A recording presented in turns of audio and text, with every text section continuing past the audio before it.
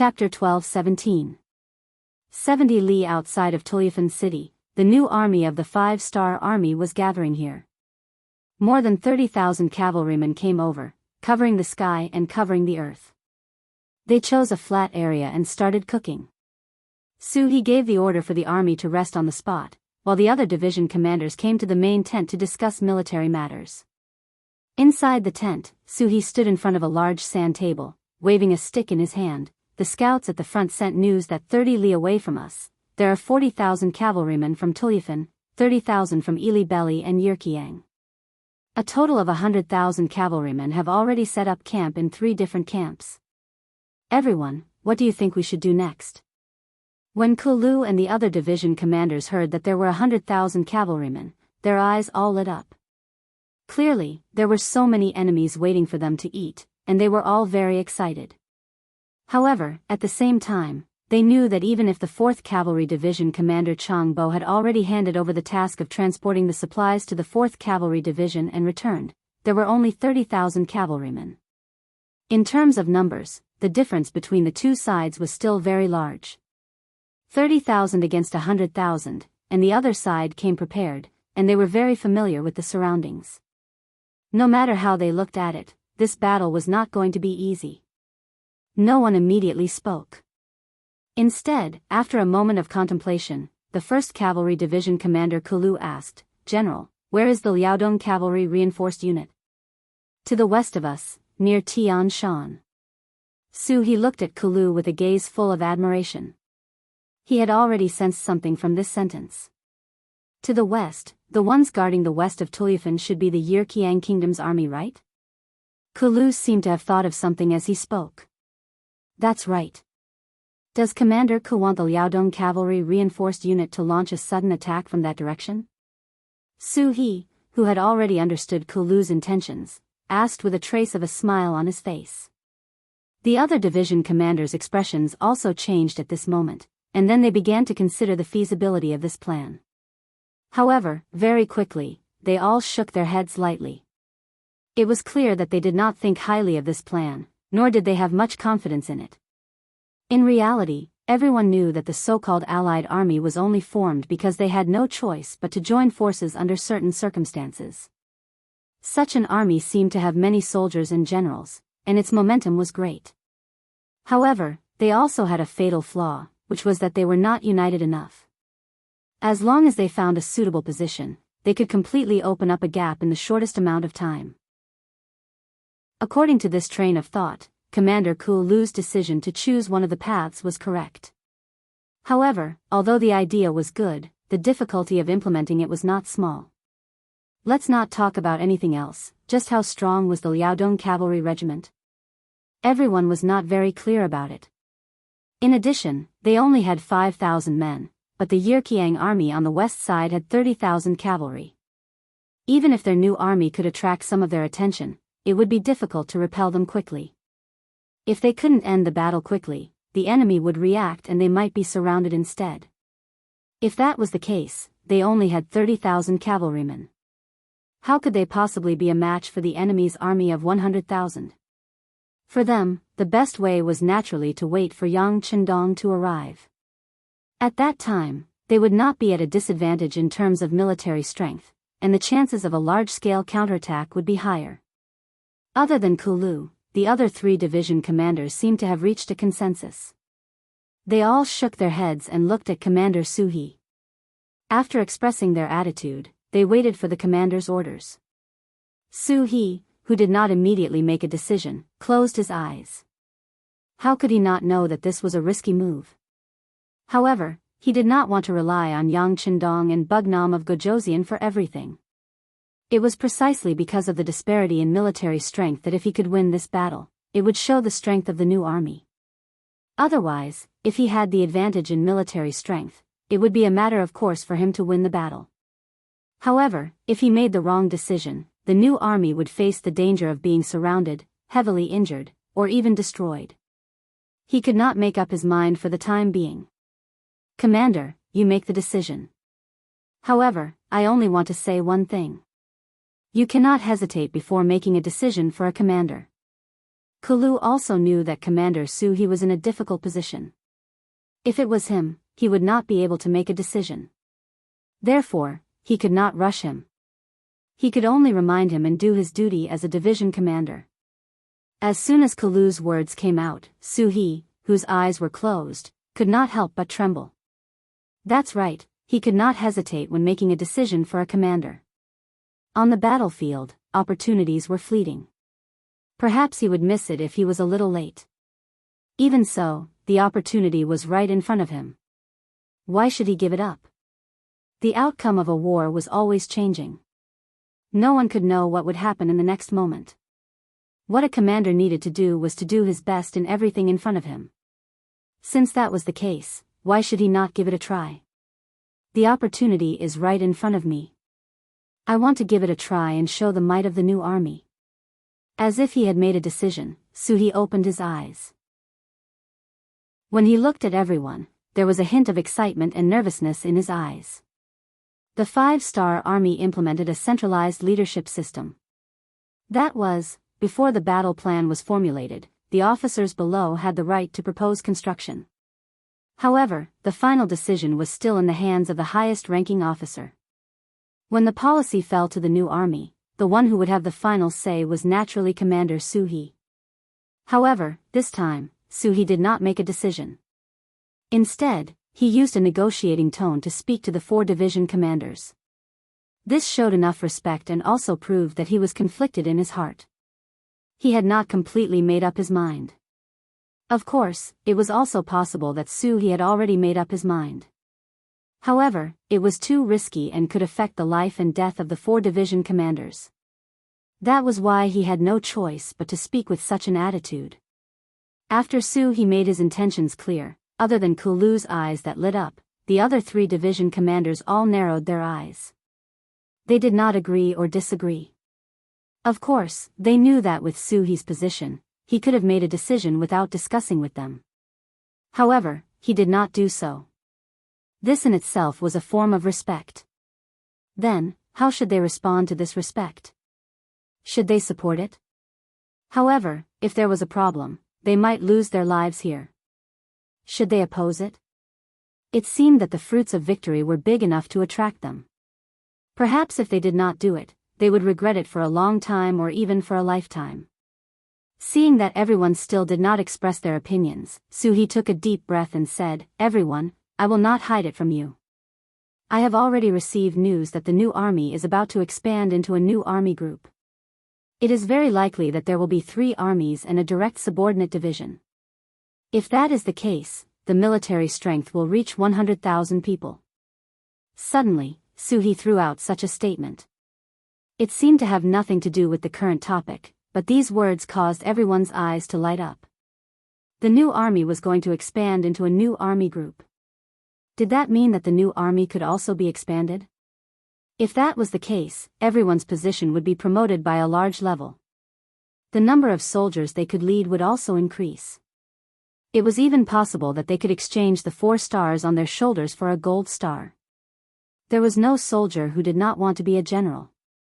This was even more so for the 4 division commanders who were only one step away from becoming a general. If they wanted to become a general, they had to have enough achievements to convince the masses. Right now, there was a huge contribution in front of them. What would they choose and what would they do? At this moment, everyone was shaken by Su He's words. In the end, Lei Chuandang, the commander of the 3rd Cavalry Division, and Chang Bo, the commander of the 4th Cavalry Division, both looked at Bai Kai, the commander of the 2nd Cavalry Division. In their eyes, Commander Bai Kai was like his name. He was a very talented person. Feeling the gazes of the 2 division commanders, Bai Kai's heart skipped a beat as he made a decision. "Commander, can we contact Liaodong's strengthening cavalry regiment and see how confident they are to complete this task?" "No problem, report to Commander Tong Long of the Liaodong strengthening cavalry division." Su He nodded. He also wanted to see the other party's attitude. If they directly refused, then no matter how good his idea was, he would not be able to implement it. In a forest less than 100 miles away from the foot of Tianxia Mountain, people could be seen walking around. This was the temporary base of the Liaodong Strengthening Cavalry Division. From this position, one could vaguely see the high mountains in the distance. As the commander, Tong Long knew that the highest mountain in the distance was Tian Shan Mountain. Regiment Commander, Commander Su He of the new Third Army sent a telegram. Deputy Regiment Commander Zhao Xing came to Tong Long's side with an excited expression and handed over a piece of paper. Tong Long and Zhao Xing had not been in contact with telegrams for a long time. Before this, they never thought that a small metal box could send a message thousands of miles away. Just based on this point, the two of them were shocked.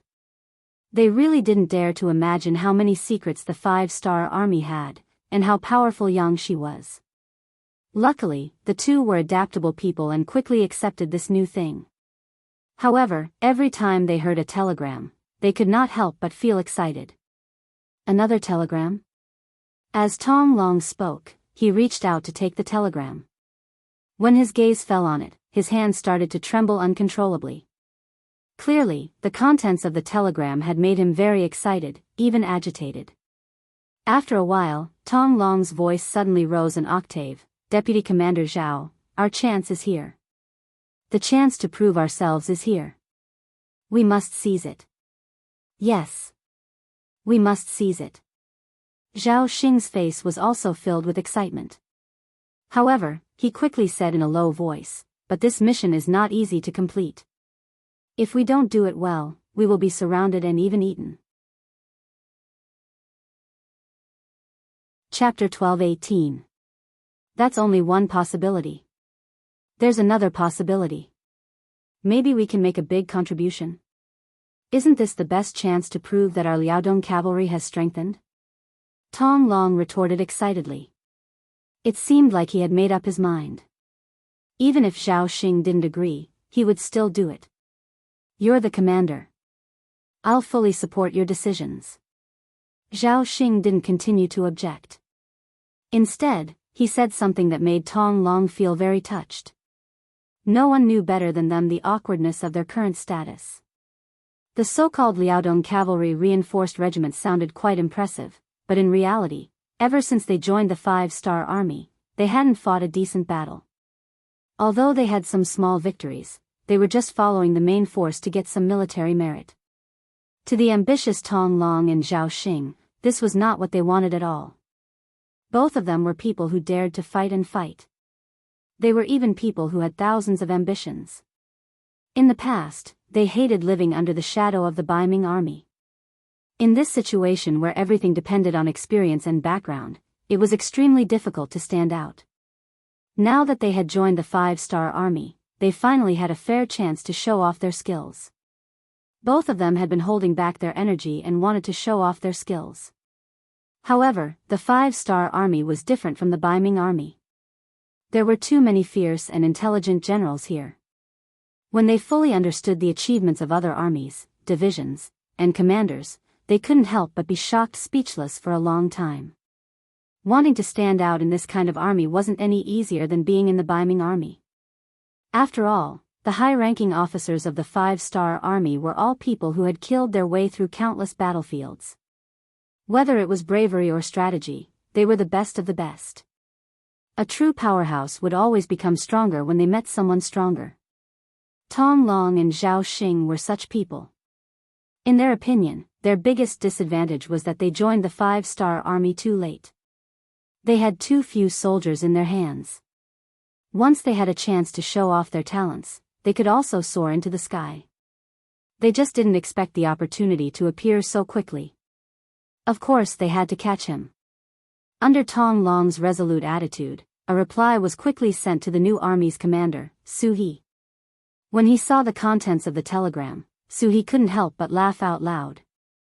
Not bad, two tiger generals. Come, everyone, take a look. He laughed and handed the telegram to Kulu and the others. Then he heard the 3rd Cavalry Division's commander Lei Chuandang's shocked voice. What? They're actually willing to make a military order. If they can't complete the mission, they'll bring their heads to me. A military order expressed a kind of attitude and a kind of indomitable spirit. Once such a decision was made, there was no way out. Under normal circumstances, no one would rashly choose to do this. Especially this time, it was Commander Su He who asked the other party with an inquiring attitude.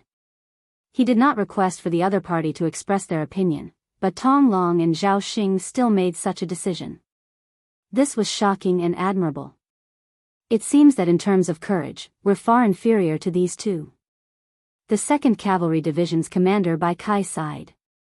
When he looked at Su He, he straightened his body and said, "Commander, the 2nd Cavalry Division supports this battle. Please make a decision." "We also support." After Bai Kai expressed his opinion, the other 3 commanders also stood at attention and saluted. "Good, I thank you for your support. I'll now report the battle plan to the 6th young master." Su He said with a face full of excitement. He did not forget that the disparity in strength between the two sides was too great. There was a 60% chance of losing, so he had to report it to Yang Chendong. Otherwise, if something went wrong, he would not be able to bear the responsibility even if he killed him. 150 li behind the new army, Yang Chendong was leading the troops forward. He had already received a telegram regarding the situation outside Turpan City, and he knew that there were 100,000 cavalrymen waiting for him. Regarding this, Yang Chendong naturally did not fear them at all, and he had even given the order to speed up. This was because from how he saw it, with just the new army and the Liaodong Cavalry Corps, it would be very difficult to deal with 100,000 cavalrymen. Just as the troops were speeding up, Commander Su He of the new army sent a telegram. After hearing about their request, Yang Chendong's expression became quite complicated. This was a great risk. This time, in order to solve the problem in Ili Bali, Yang Chendong had brought along more than 100,000 cavalrymen with him. It could be said to be a huge force. With this force, no matter which faction they faced, they would have an advantage. However, if it was one against many, it would be hard to say. After all, the situation in a war is often changing in an instant. If they don't deal with it well, the situation will change drastically. If it had been someone else like Yang Chendong, the most conservative approach would have been to wait for more Neon troops to be transferred here. That way, with the advantage of military strength, they could slowly nibble away at their opponents until they won the final victory. Yang Chendong's goal was too big, and he didn't want to waste the most precious time. If possible, he certainly hoped to solve the problem here as soon as possible so that he could charge toward the next target. But although the idea was good, the reality was cruel. Especially in the situation where Ili, Turpan, and Yarkiang joined forces, plus Yeshen of Wara was watching him in the dark, the situation of this war became more and more complicated. And now, an opportunity to turn passivity into initiative appeared in front of him. Facing the new army's request, Yang Chendong was caught in a dilemma for a while. Logically speaking, he thought that this battle plan was too risky. If things went wrong, more than 30,000 people would be seriously injured by the enemy's 100,000 cavalry, and it was not impossible for them to be eaten. But psychologically, he thought that this was a bold and feasible plan, because even he was amazed by this plan and felt that it was incredible, not to mention the enemy, they would definitely not think of it. To agree or not to agree, it was all up to him. Beta Persei, if the reconnaissance group and the light cavalry regiment attack with all their strength, how long will it take to meet the new army? Yang Chendong did not make a decision immediately, but wanted to understand the specific situation first. It will take at least a day and a half. Beta Persei came to a conclusion after roughly calculating the distance between the two sides. A day and a half? Yang Chendong pondered. In other words, within a day and a half, the new army would not receive any military support. Similarly, in a day and a half, the enemy would not make any preparations before the attack. Considering that it would take half a day for the Liaodong Cavalry Regiment near the Tian Shan Mountain to arrive at the battlefield, Yang Chendong could not make a decision for more than a day. Once this time passed, the enemy would be prepared, and the chances of winning would only be lower. With less than 40,000 cavalry against 100,000 cavalry, and an opponent who was very familiar with the environment, Yang Chendong decided to think about whether he should agree to this battle plan or not. Riding on the stable white dragon, Yang Chendong fell into a state of meditation with his eyes closed. At this moment, in the new army's general tent, several division commanders were anxiously pacing around. 4 hours had passed since the telegram was sent, but the reply telegram still had not arrived. No one had any idea whether to fight or not. At this moment, they were all gathered around Suhi, waiting for orders. What does the king mean?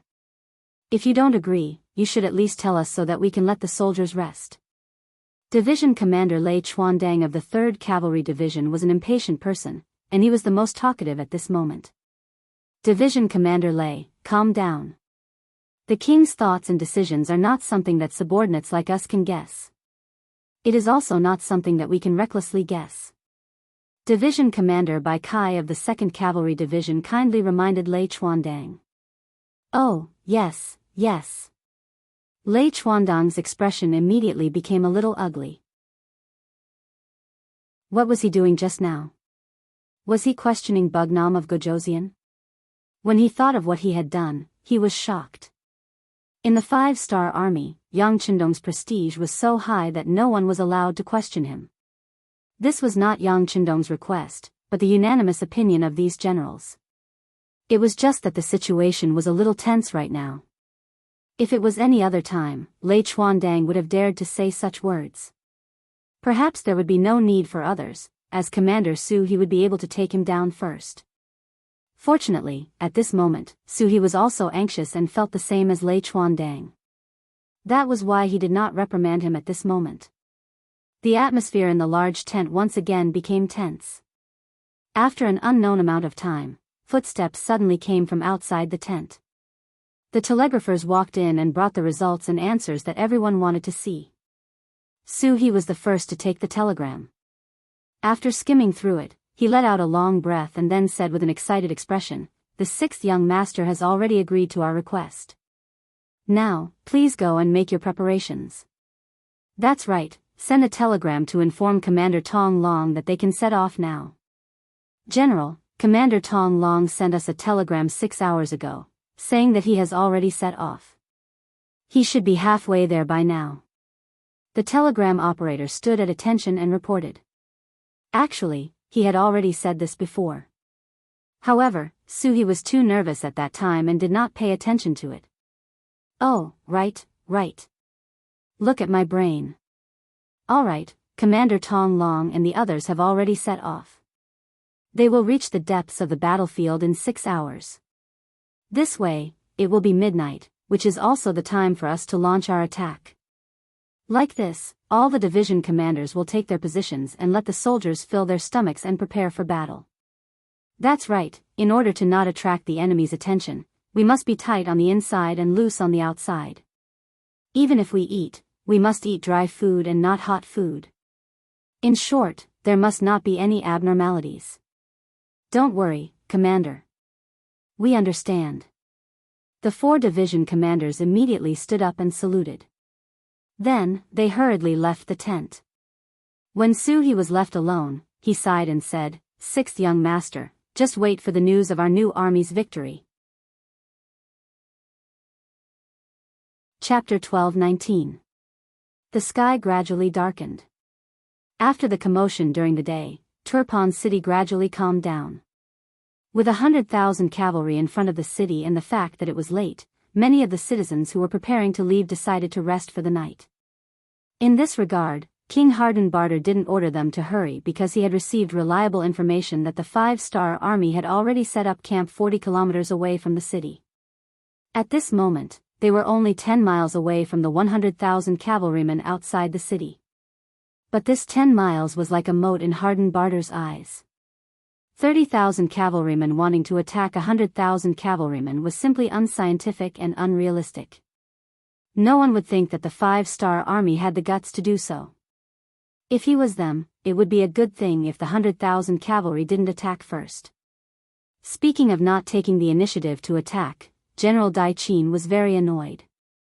According to him, since the 5-star army only had 30,000 people, it was time for them to attack with their superior numbers.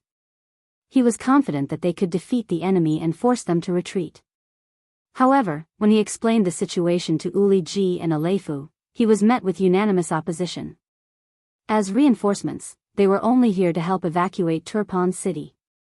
They weren't here to attack the five-star army. In their eyes, the best result would be for the five-star army to retreat in the face of their 100,000-strong army. They would be able to force the enemy to retreat without shedding a drop of blood. It would be better than a chaotic battle where both sides would suffer losses. The internal disagreement caused General Dai Qin to lose a chance to attack first. They didn't know what kind of disaster the loss of this opportunity would bring them. Bastards, a group of short-sighted people. They will be punished sooner or later. Dai Qin angrily returned to his tent with a face full of anger. After getting angry, Dai Qin didn't have any better ideas. No matter if it was Uli Ji or Alefu, they weren't his subordinates. If the enemy attacked, it would be fine.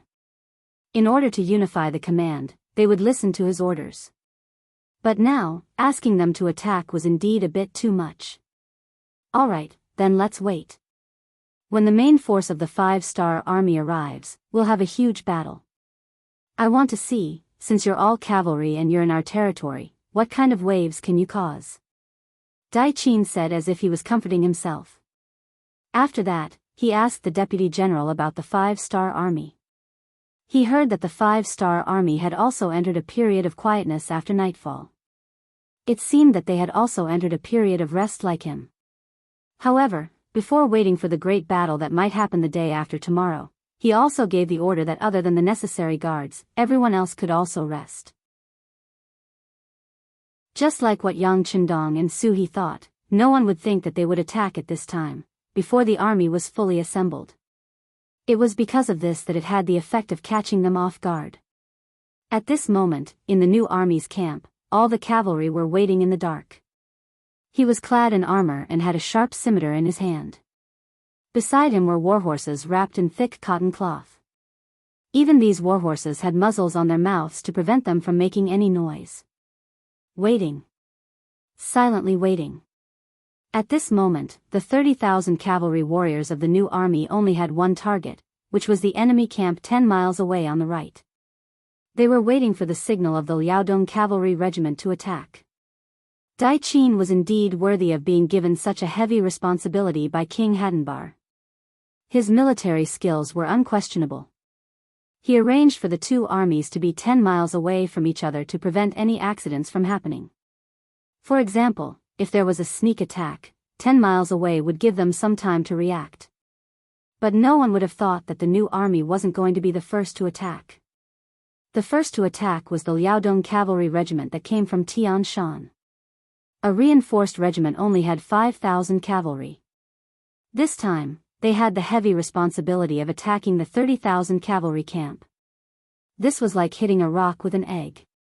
If possible, Su He didn't want to give such an order. But everything was for victory. In order to win, he had to do this. I only hope that Tong Long's regiment doesn't disappoint. Also, send out the order. Once the divisions and regiments notice that the enemy camp is in chaos, they must attack immediately. Su He looked into the distance and was worried for Tong Long's reinforced regiment.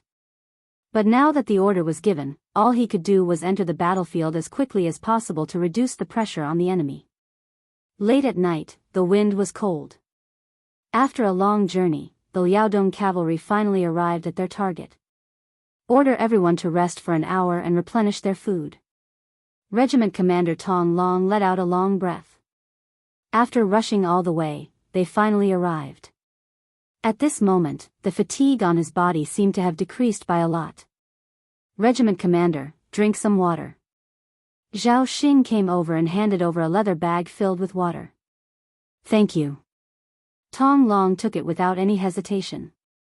Then, he gulped down a few mouthfuls of the wine and murmured, satisfied. Regiment Commander, I'll charge at the front. You just need to stay behind. Zhao Xing came with a purpose. How can I do that? Tong Long rejected without even thinking about it. Then, he patted Zhao Xing's shoulder and said, I appreciate your kind intentions, but how can I change my plans so easily? But Zhao Xing tried to persuade him, but you're the regiment commander.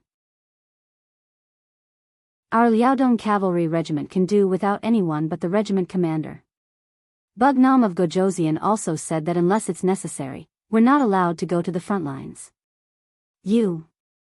Seeing that Zhao Xing was still trying to persuade him, Tong Long patted his shoulder and said, "Now is a critical time. You should know how much pressure our regiment is under.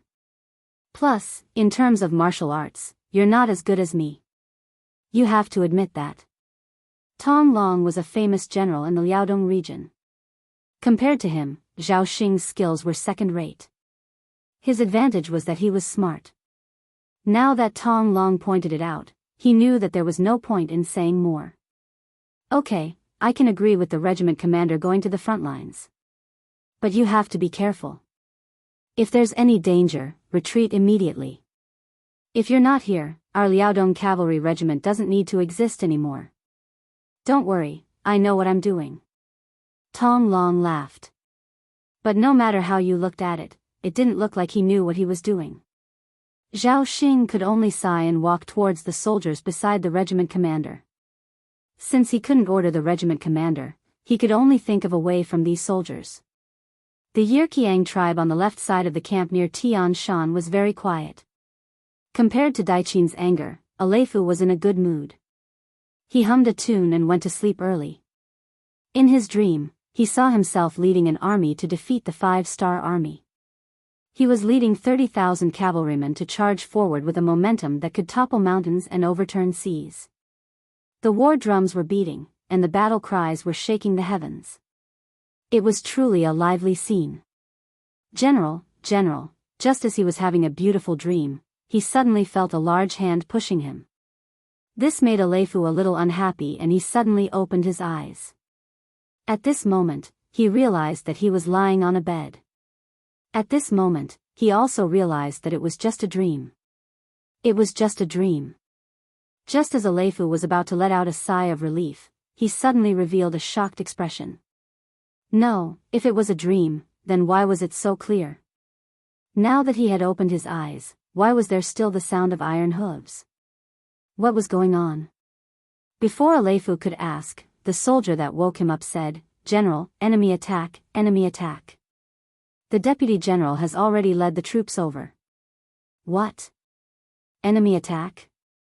Aleifu immediately sat up from the bed. At first, he was confused.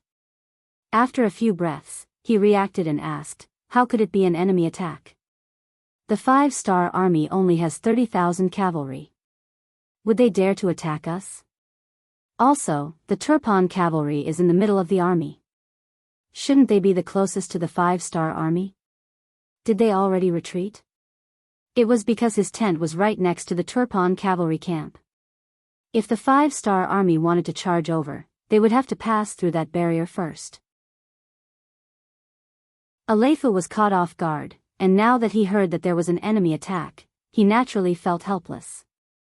"No, General. The 5-star army isn't the 5-star army from the front. They came from Tian Shan."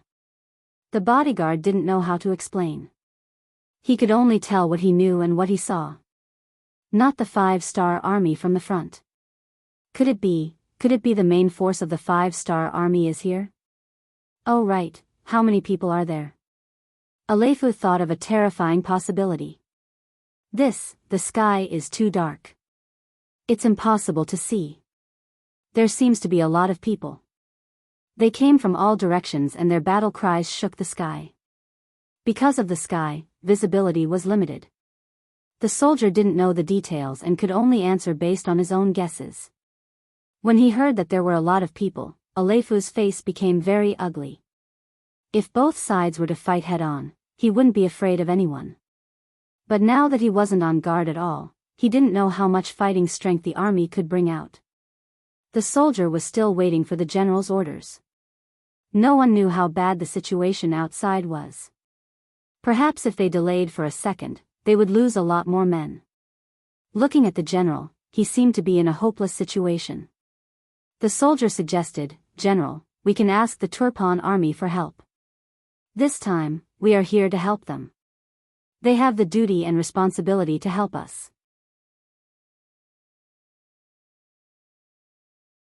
Chapter 12:20. Oh, yes, yes. Quick, send someone to ask General Dai Qin for help, quick. At this moment, as if he had just woken up from a dream, Alefu shouted loudly. Then, the sound of hurriedly putting on armor rang out in the tent. Outside the tent, the sky was filled with flames and the sounds of people shouting and horses neighing could be heard. The moment before the charge, there was a flurry of fire arrows that burned countless tents and dealt a heavy blow to the unprepared Yi'erqiang army. Taking advantage of this chaos, Commander Tong Long took the lead and charged into the enemy's camp. With a swing of his sword, he beheaded 2 Yi'erqiang cavalrymen who were charging towards him. His bravery gave the 5-star Corps cavalrymen behind him a boost of morale, greatly reducing the Yi'erqiang cavalrymen's morale. Who dares to sneak into the camp? You're courting death. The deputy general appeared. As Alefu's deputy, he wasn't so careless. Even when he slept with his clothes on. This allowed him to react in the shortest time possible. Once the deputy general's roar sounded, the Yi'erqiang cavalrymen who ran out of the tents couldn't help but be delighted. Everyone seemed to have found their backbone and began to hold their weapons, looking for war horses and preparing to counterattack. I think you're courting death. Tong Long, who had just killed 2 people, heard the deputy general's roar and his eyes lit up. Although he didn't know the identity of the other party, his intuition told him that the person in front of him should be someone important. With his status, killing such a person would give him a sense of accomplishment and cause a heavy blow to the Yi'erqiang army. His legs clamped onto the horse's body and Tong Long rushed out. Along the way, he killed several people and rushed in front of the deputy general. Watch my blade. The deputy general was shocked by Tong Long's speed and anxiously slashed out with his blade. Tong Long, who was already prepared, just leaned to the side on his horse and dodged the slash. Then, the saber in his hand slashed towards the other party's waist. The saber borrowed the horse's momentum and with just one slash, there was a piercing sound as the saber and the armor came into close contact. He relied on the armor to protect his life. Even so, there was still a bloody wound that was half the length of an arm on his body. Pain enveloped the deputy general's entire body. He forced himself to take a deep breath and turned around to leave. The facts had already proven that he was no match for General Lai. He was seriously injured in just one move. If they continued to fight, he would lose his life here. There was nothing shameful about running away when they couldn't win. However, it would weaken their morale, especially when 2 armies were fighting. As a general, such an action was likely to lead to the collapse of the army. However, at this moment, in order to save his own life, the deputy general didn't think so much. He just wanted to rush out and find a place to heal himself. However, this idea of his was destined to never be realized, because Tong Long had already locked onto him with his first strike. After the 2 of them passed by each other, Tong Long turned his horse around. Seeing the scene of the deputy general fleeing, a murderous intent flashed in his eyes.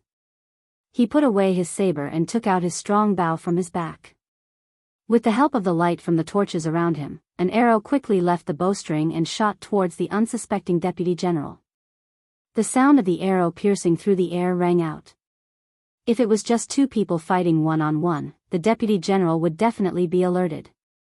However, the entire camp was in chaos now. How could he care about such things? The deputy general was only trying his best to escape on his horse and leave this place. Whoosh!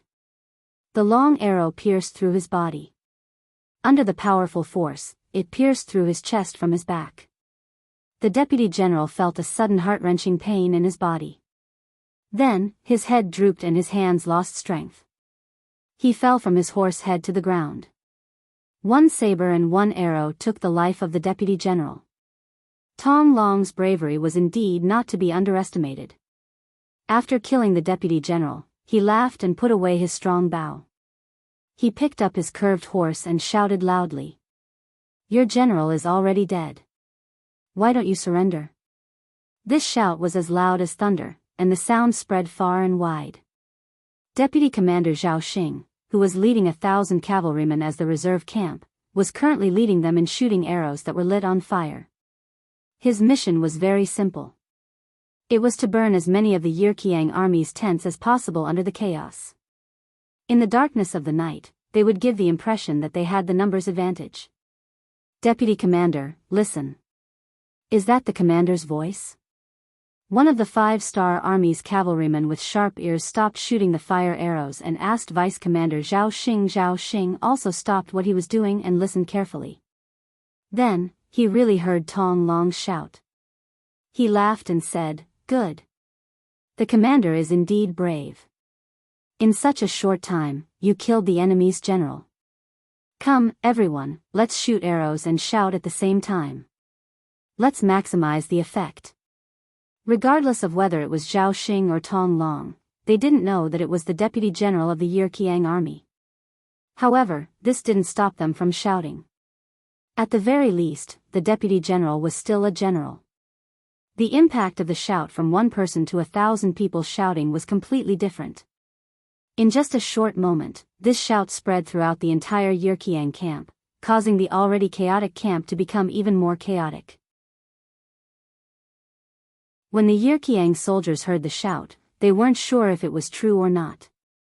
However, at this moment, they would rather believe it than not. Otherwise, they would have to pay the most precious price, their lives. With the general dead, the morale of the soldiers fell to the freezing point. The Yerkiang soldiers who were still resisting with their blades started to flee in batches. They wanted to escape under the cover of the night. None of them wanted to die. When Aleifu walked out of the tent in armor under the protection of his personal guards, this was the scene he saw. When he heard the shouts that the general was dead and they still didn't want to surrender, Aleifu said angrily, "Bullshit, this general is still alive and well." "Who said I'm dead?" "General, be careful with your words." A personal guard at the side immediately reached out to cover his mouth and said with a panicked expression, "What are you doing?" Aleifu reached out and slapped his hand away, his face full of anger. "General, the one who died just now must be the deputy general. Now that the morale of the army is in chaos, it won't help if you stand out. Instead, you'll attract the attention of the enemy. The gains don't make up for the losses." The personal guard's mind was still clear at this moment and he expressed his worries. Aleifu, who originally wanted to punish the personal guard, was stunned when he heard this. Then, he broke out in cold sweat. Yes, at this time, the morale of the army was in chaos and there was no way to effectively counterattack. If he stood out now, not only would he not be able to solve the problem, he might even attract the attention of the enemy cavalry. If that happened, he would probably follow in the footsteps of the deputy general. At the same time, Aleifu patted the personal guard's shoulder. "You did well. What do you think we should do now?" "General, the Han people have a saying. A gentleman doesn't stand under a collapsing wall. Let's retreat first. As long as we're here, there will be a day when Dong Shan rises again." This personal guard was indeed somewhat knowledgeable. It wasn't easy for him to say such a thing at this time. These words were to Aleifu's liking. He immediately nodded. "You're right. How about this, we'll retreat immediately." As he spoke, Aleifu even took the initiative to take off the armor he just wore. Clearly, he didn't want to expose himself because of this set of clothes. However, what happened next proved that Aleifu was thinking too much. Because from start to finish, Tong Long didn't have the intention to kill him. Their goal was to create chaos here and force Yi Erqiang's cavalry to retreat. Then, they would attack the Turpan cavalry in the middle of the army. Yes, this was the true goal of the Liaodong Cavalry Corps. After suffering once, General Dai Qin became much more careful in his actions. Even if the 5-star army didn't make any moves, he still arranged for many soldiers to be on guard. This was to prevent the 5-star army from launching a sneak attack. For this reason, He sent out hundreds of cavalry scouts, but the result was exactly the same. It was impossible to break into the battlefield from the front, which was guarded. This was also why the new army didn't attack first. Instead, they let the Liaodong Cavalry Corps fire the first arrow. If the Turpan cavalry didn't create chaos, they wouldn't have a chance. And whether or not they could create chaos all depended on the Liaodong Cavalry Corps. With only 5,000 cavalry, not only did they have to break through Yi Erqiang's 30,000 cavalry camp, they also had to deal a heavy blow to the Turpan cavalry. From this, it could be seen how difficult this mission was. This was also where Su He's worries came from. Fortunately, Tong Long had won the first battle. He had caught the Yi Erqiang cavalry by surprise and even killed their deputy general. He had completely disrupted the morale of the army and perfectly completed the first step of the battle plan. Tong Long sighed as he watched the Yi Erqiang soldiers, who had turned from cavalry to infantry, scurrying away like rats. What a pity. How many prisoners were there? Unfortunately, he still had things to do and couldn't stop to take care of them. A pained expression flashed across Tong Long's heart as he pointed his saber forward, pointing at the Turpan camp in the distance as he shouted, "Brothers of the reinforced regiment, charge with this regiment commander. Charge!" Turpan camp. The Yi Erqiang camp on the left suddenly lit up with flames. This naturally shocked everyone. General Dai Qin, who was still sleeping, jumped up and rushed out of the camp. He looked to the west and his eyes flashed with worry. Report, the 5-star army suddenly charged into the Yi Erqiang camp. The two sides are fighting. A scout galloped to the front of General Dai Qin and reported. Scout again. I want to know how many people they have.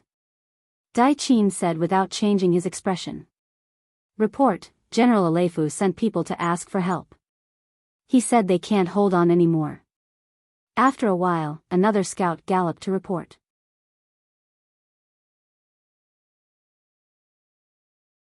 Chapter 12:21. Anger flashed across Dai Qin's face. The 30,000 cavalry couldn't hold on anymore? In his opinion, this was simply because Astral didn't want to resist and didn't want to fight head-on with the 5-star army. It was just a way to preserve his strength. Even if we can't hold on, we still have to ignore them. Dai Qin snorted coldly. How could it be so easy to win without putting in any effort? Dai Qin believed that even if the 30,000 cavalry met with a sudden attack, it would only be a temporary panic. As long as they stayed true to their hearts, they would be able to quickly turn the situation around. There was nothing to be worried about. What he was worried about was the fact that he didn't understand. Who were these 5-star cavalry that suddenly appeared? How many people were there? How did they appear on the west side without anyone noticing? The answer to this question was quickly revealed. This was because Tong Long had already led 4,000 cavalrymen towards the Turpan camp. Because there were already scouts keeping an eye on the situation, the moment Tong Long and the others made their move, they were immediately discovered by the scouts of the Turfan army and reported back. On the way back, they met some Turpan cavalry who were guarding the front. When they heard that someone was coming from the side, they immediately went up to meet them. On the battlefield, there was a saying that the commander's orders were not to be given out. Now that the 5-star army was right in front of them, the Turpan cavalry in charge of guarding the front couldn't just sit there and do nothing. In reality, even if they didn't meet them, Tong Long would have brought his army over. This was his important mission. Good timing. Seeing that the enemy was about to meet them, Tong Long laughed loudly. Then, with less than 4,000 men, they charged straight at the 3,000 cavalry. With the advantage in numbers and the imposing killing intent, both sides left behind many corpses and blood after just one clash. The enemy is so strong, request for reinforcements. In the same clash, the Turpan general, who had lost hundreds of cavalrymen, sensed an immense sense of danger. As he swung his saber through the air, he yelled loudly to the soldiers beside him. The personal guard turned around and rode away. Not long after, a group of 3,000 Turpan cavalrymen who were also tasked with guarding the defensive line arrived. As they left, the Turpan defense fell into a weakened state. The new army scouts who were in charge of understanding the situation shot out a signal gun into the sky. A bright red light shot into the sky, appearing so eye-catching and bright in the silent night. Let's go. In front of the new army tent, General Su He finally received the signal to act. He immediately roared and the 30,000 five-star army cavalry charged out like a pack of wolves. However, unlike before, they didn't shout. Under the heavy protection of the horses' mouths and hooves, the 30,000 cavalry charged forward like ghosts, approaching the Turpan front lines. It was only a distance of 10 li. The new army cavalry, who were prepared, only took 5 to 6 minutes to charge out. However, these 5 to 6 minutes were like torture for the Liaodong cavalry regiment. General Dai Qin, who had been injured once, was very careful this time. Just the cavalry at the front of the camp alone numbered 15,000. They were split into 5 groups, each of which was 3,000 cavalry. When Tong Long brought the 4,000 cavalry and charged in, a total of 3 groups of 9,000 Turpan cavalry entered the battlefield. With double the number advantage, they quickly surrounded the Liaodong cavalry regiment. Not only that, Dai Qin, who had received the news, had already called all the cavalry in the camp. He arranged for the generals to come to the camp for a meeting while ordering all the cavalry to put on their armor and get on their horses. This time, Dai Qin's reaction was extremely fast. Even though he hadn't seen through the five-star army's plan of attack, he relied on his advantage in numbers and made up his mind to take down the thousands of five-star army cavalry that he had surrounded. General Dan, you bring 5,000 cavalry to stabilize the northern line, in case the five-star army's main force suddenly invades. General Tong, you bring 5,000 cavalry to continue the encirclement of the five-star army. This time, we can't let any of them escape. The other generals quickly prepare for battle and wait for the order to attack. At the same time, send someone to contact General Wu Liji and tell him to also prepare to attack the five-star army. Dai Qin quickly made a series of arrangements and the generals quickly headed out of the tent. Then, a messenger came to report that on the main battlefield, the five-star army had indeed launched an attack. 2 groups of 6,000 cavalry were fighting with their lives on the line. They came so fast. General Dai Qin's eyes flashed with surprise, but he quickly calmed down. He was confident in his cavalry. As long as they could hold on for a while, once the five-star army was completely wiped out, he would be free to deal with the enemy at the front. At that time, with the help of the 30,000 cavalrymen from Ili, a beautiful counterattack wouldn't be a problem for them to achieve victory. At this time, on the main battlefield, the intense battle had just begun. The new army was already prepared. Under the cover of the night, they were only discovered when they were a mile away from the Turpan cavalry. Then, both sides first engaged in a battle of long-range archery. After both sides suffered casualties, the close combat battle began. On the side of the new army, the one in charge of the vanguard was the new army's 1st Cavalry Division's commander, Kulu. To be able to become the commander of the 1st Cavalry Division, Kulu's strength was obviously above normal commanders. This time, he was the vanguard. It could be seen that He had high hopes for him. Therefore, in the first charge, the 1st Cavalry Division fully displayed their ferocious momentum. At one point, they fiercely suppressed the 2 battalions, 6,000 Turpan cavalry, and forced them to retreat. When they gained the upper hand in the first battle and the situation was better than he had expected, he was both excited and worried. He was excited because the number of enemy cavalry was less than he had expected. He originally thought that with the strength of the Liaodong cavalry regiment, after messing up Yi Erqiang's cavalry camp, it would be good enough to attract the attention of the 2 Turpan cavalry units. Now, it seemed that the effect was even better. They actually attracted a total of 3 units. This reduced the pressure on him on the battlefield by a lot, allowing him to complete his mission better. He was excited. What he was worried about was that the Liaodong cavalry regiment, which only had 5,000 people, was surrounded by enemy cavalry several times their number. Every minute was torture. If they couldn't meet up with the enemy, they wouldn't be able to hold on for long. Attack with full force.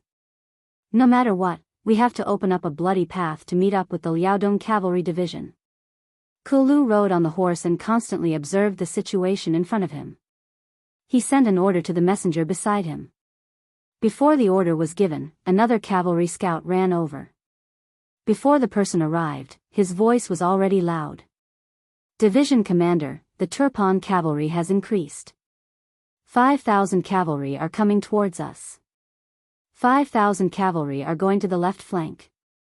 What? Hearing the Turpan cavalry's quick reaction, Kulu's face became a little ugly. The enemy's quick reaction obviously increased the difficulty of the following plan. Narrowing his eyes, Kulu quickly suppressed the nervousness in his heart. After forcing himself to calm down, he suddenly shouted, "Men, inform the first captain, Wu Ba, to go and rescue the first unit of the Liaodong Cavalry Regiment. In short, even if you have to use your body, you have to create a way out for me." The 1st Regiment commander Wu Ba, as his name suggested, was abnormally tall and sturdy. He weighed no less than 80 kilograms, and his body was 8 feet tall, 1.84 meters tall. Logically speaking, this kind of weight wasn't suitable for cavalry. This was because the problem of weight would inevitably increase the burden on the warhorse. However, Wu Ba was tall and agile. Later on, he was specially recruited to be a member of the cavalry. Because of his size, his warhorse was also specially allocated, and belonged to the very tall category. At the same time, Wu Ba was also a subordinate that Kulu admired very much. At the time, he was the 1st Regiment commander of the 1st Cavalry Division. This time, Kulu sent him to reinforce the reinforced regiment. This was enough to prove that he valued this ally very much. The moment Kulu gave the order, the other officers from the division headquarters were all stunned. One of them said with a face of worry, "Wu Ba is leading the main force of our 1st Cavalry Division. Now, there are still 5,000 Turpan cavalry coming at us. Why don't we send other regimental commanders to rescue the reinforced regiment?" "Other regiments? Who's up to the task?" Kulu asked without any explanation. Then, he shook his head and said, "This division commander knows what you are thinking. With Wu Ba gone, the pressure on us will definitely increase. However, this division commander still has to do this. When we came here, the division commander gave an absolute order that the reinforced regiment must be rescued. They are risking their lives for us. If something really happens, how will others look at us? How will Bugnam of Gojoseon look at us?" After asking a few questions in one breath, Kulu saw that the other officers seemed to have something to say. He directly waved his hand and said, "All right, this division commander's orders cannot be changed. If you have any objections, you can convey them to the division commander after the battle." On the battlefield, the division commander had the final say. It was precisely because of this that the morale of the army could be guaranteed. As for whether there would be different opinions on the battlefield, that would be decided by the division commander. Since Kulu had said this, even if the other officers had different opinions, they could only obey. After giving this order, Kulu's gaze involuntarily turned towards the Ili camp on the other side. According to the battle plan formulated by the new army, the Liaodong Cavalry Reinforced Regiment was responsible for messing up the Yarqiang camp and charging towards the Turpan camp. The 1st Cavalry Division was responsible for attacking the Turpan camp from the front. These plans revolved around one goal, and that was to create an opportunity for the other 3 cavalry divisions of the new army to attack the Ili camp.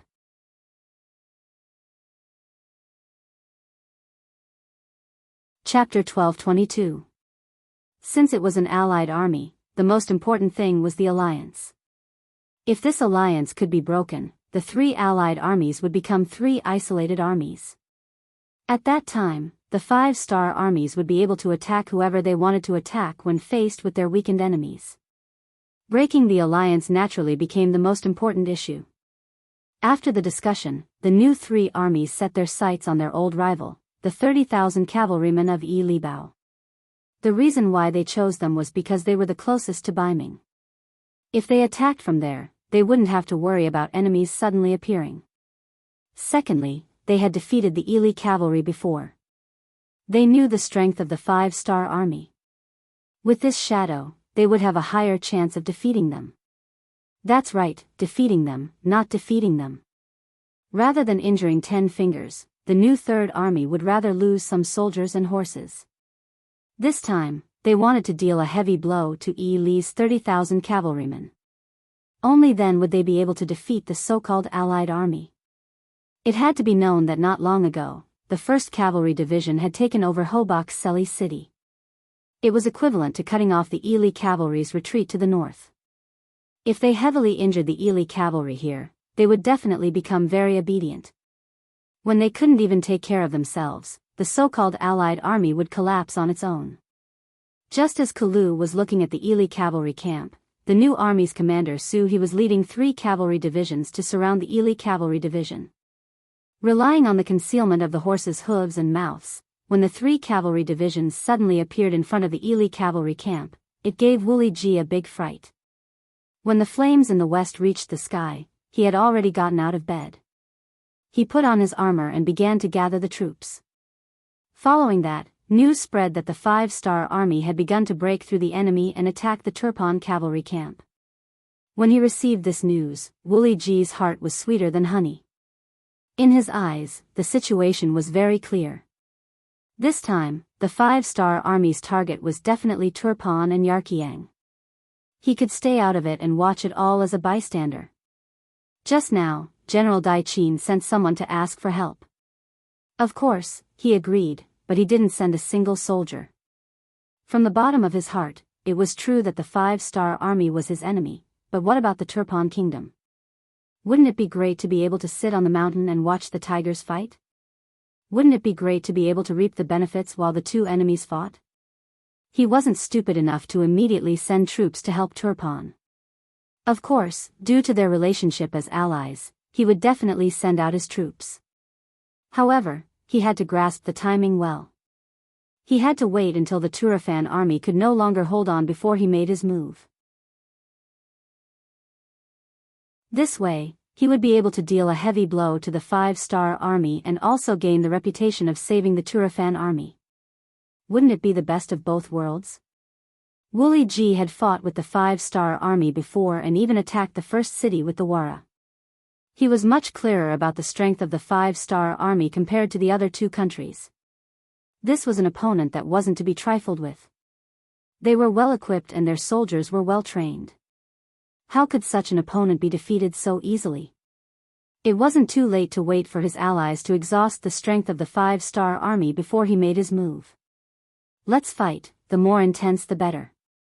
In the end, the winner will only be us. Wuli Ji grinned and let out a laugh. However, this laughter didn't last long. Soon, a scout appeared in front of him and said with a panicked expression. The 5-star army suddenly came and had already clashed with the cavalry at the first line of defense. However, because the enemy had too many people, the front line couldn't hold on much longer. What? How is this possible? When Wuli Ji heard this news, he stood there as if he was petrified. He didn't move for more than 10 breaths of time. It wasn't until the deputy beside him reminded him that he came back to his senses. Then, he walked towards the high platform in the middle of the camp. He wanted to see with his own eyes how many soldiers and horses the 5-star army had sent. It would have been better if he didn't take a look. Now that he took a look, he saw that under the night sky, there were flashing torches everywhere. He could hear the sounds of charging and killing. He felt that the enemy's cavalry wasn't less than his. 30,000 against 30,000, and they were completely unprepared. Wuli Ji could already guess the outcome of the battle. Because of this, he had a frightened expression on his face. After he came down from the high platform, he sent soldiers to stop the 5-star army from approaching. At the same time, he ordered people to ask General Daichin for help. In front of the Turfan tent, Daichin couldn't sit still anymore. He was currently in front of the tent observing the situation outside. Because of the moonlight, other than the sounds of killing and the movement of the torches, he couldn't see any useful information. However, he still didn't move. He believed that as long as he sat on the horse, it would be a symbol.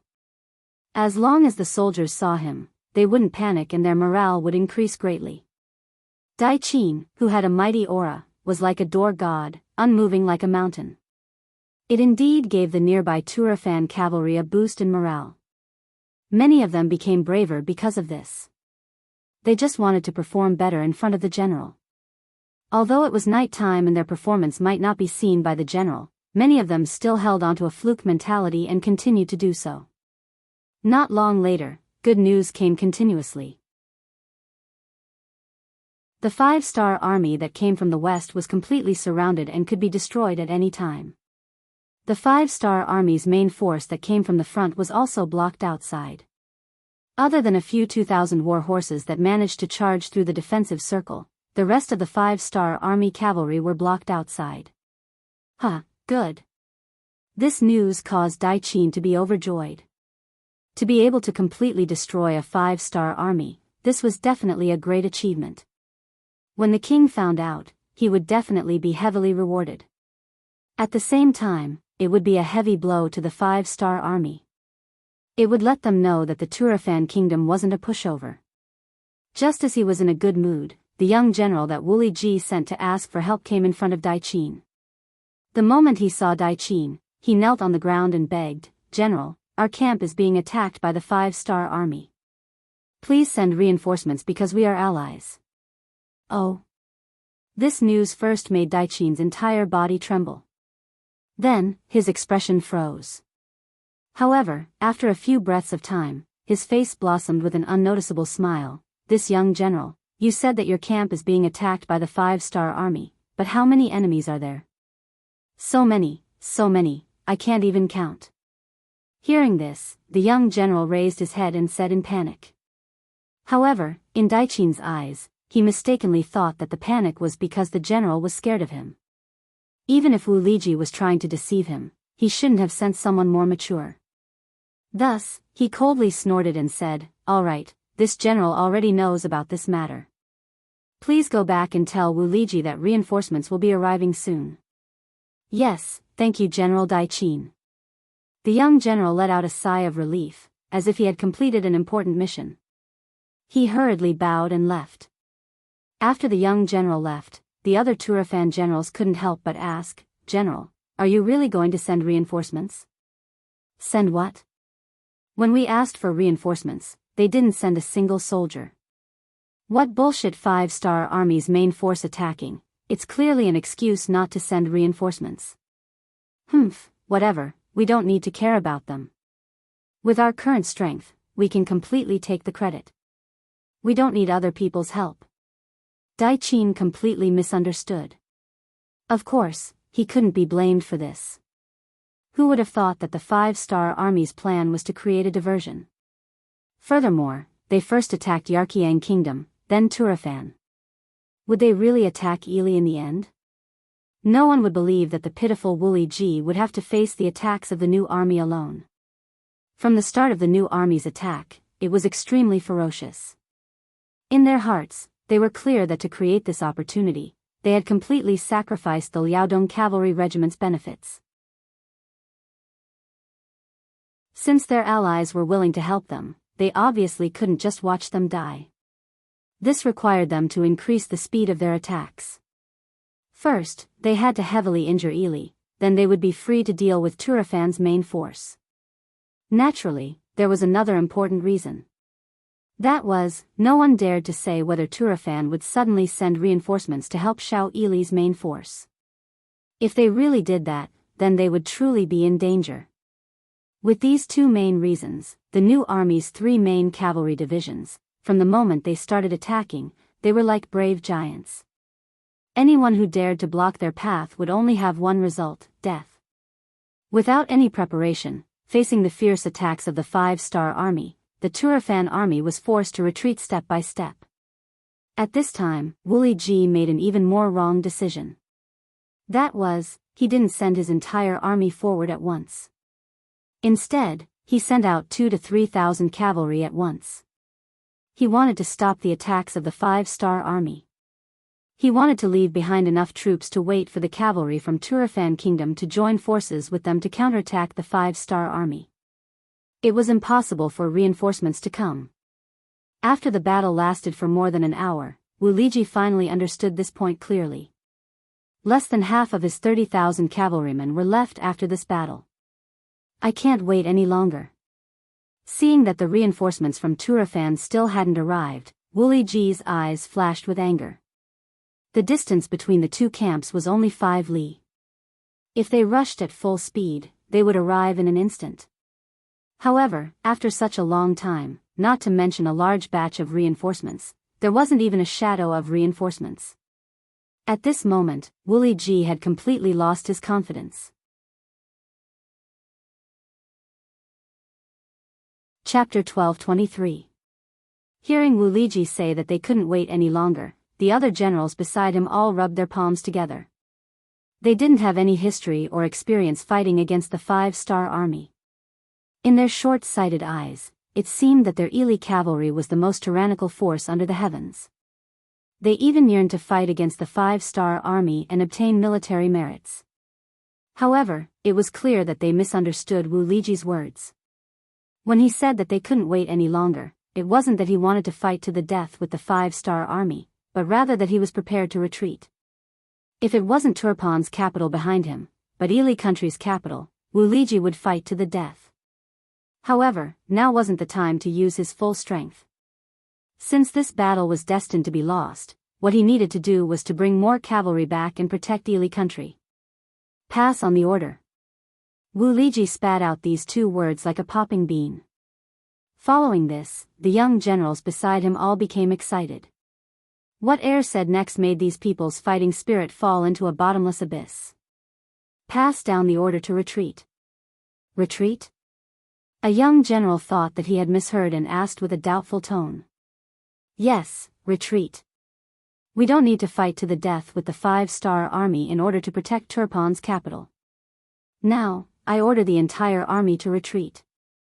Not only did Wu Liji decide to retreat, but he also decided to withdraw from this so-called alliance.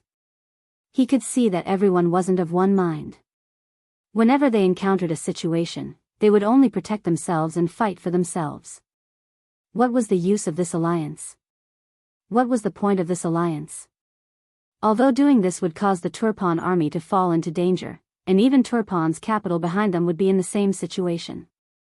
At the same time, it could affect the overall situation of the 3 countries' alliance. However, Wu Liji didn't think so much at this moment. If he insisted on staying, it was very likely that he would be completely surrounded by the 5-star army, or even be completely wiped out. This was a responsibility that he couldn't bear. Wu Liji decisively gave the order to retreat. Without waiting for the new army's main force to surround them, the front army turned around and fled. This caused the new army to lose a chance to wipe them out. Motherf **Ker, he runs really fast. Why don't we chase after him? The 3rd Cavalry Division's commander, Lei Chuandang, spoke with a displeased expression. He was in the middle of a killing spree when the enemy fled. They didn't even bring any food or military supplies with them. More than 10,000 captives were left inside and outside the tent. This was enough to prove his determination. There's no need for that. Commander Su he shook his head. A cornered beast would still put up a desperate fight. At this time, if they really caught up with Yi Li's cavalry, they would have no way to retreat. If Yi Li went all out, it was very likely that both sides would suffer. This was not what he wanted. Not to mention that the 1st Cavalry Division and the Liaodong Cavalry Regiment were in danger, especially the latter. Su he had to be saved. Su he had done so much for him, so it was reasonable for him to do his best to help. 4th Division, leave 2 regiments to clean up the battlefield. The rest of you, follow me and charge into the Turpan camp. When they heard that there was a big battle to fight, the other 3 division commanders' eyes lit up. They immediately replied, "Yes, sir." The Liaodong Cavalry Regiment. At this time, they were completely surrounded. As the first to charge out, Tong Long was covered in blood. Most of it was the enemy's, and some of it was his own. Since he suddenly appeared in the battle with Yi Erqiang, Tong Long hadn't stopped killing for a moment. Just the number of enemy cavalry who died in his hands was at least 60 to 70.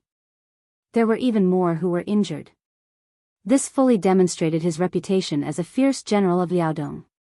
However, at the same time, he also paid a big price. For example, of the 4,000 cavalry that charged out with him, there were now less than 500 left.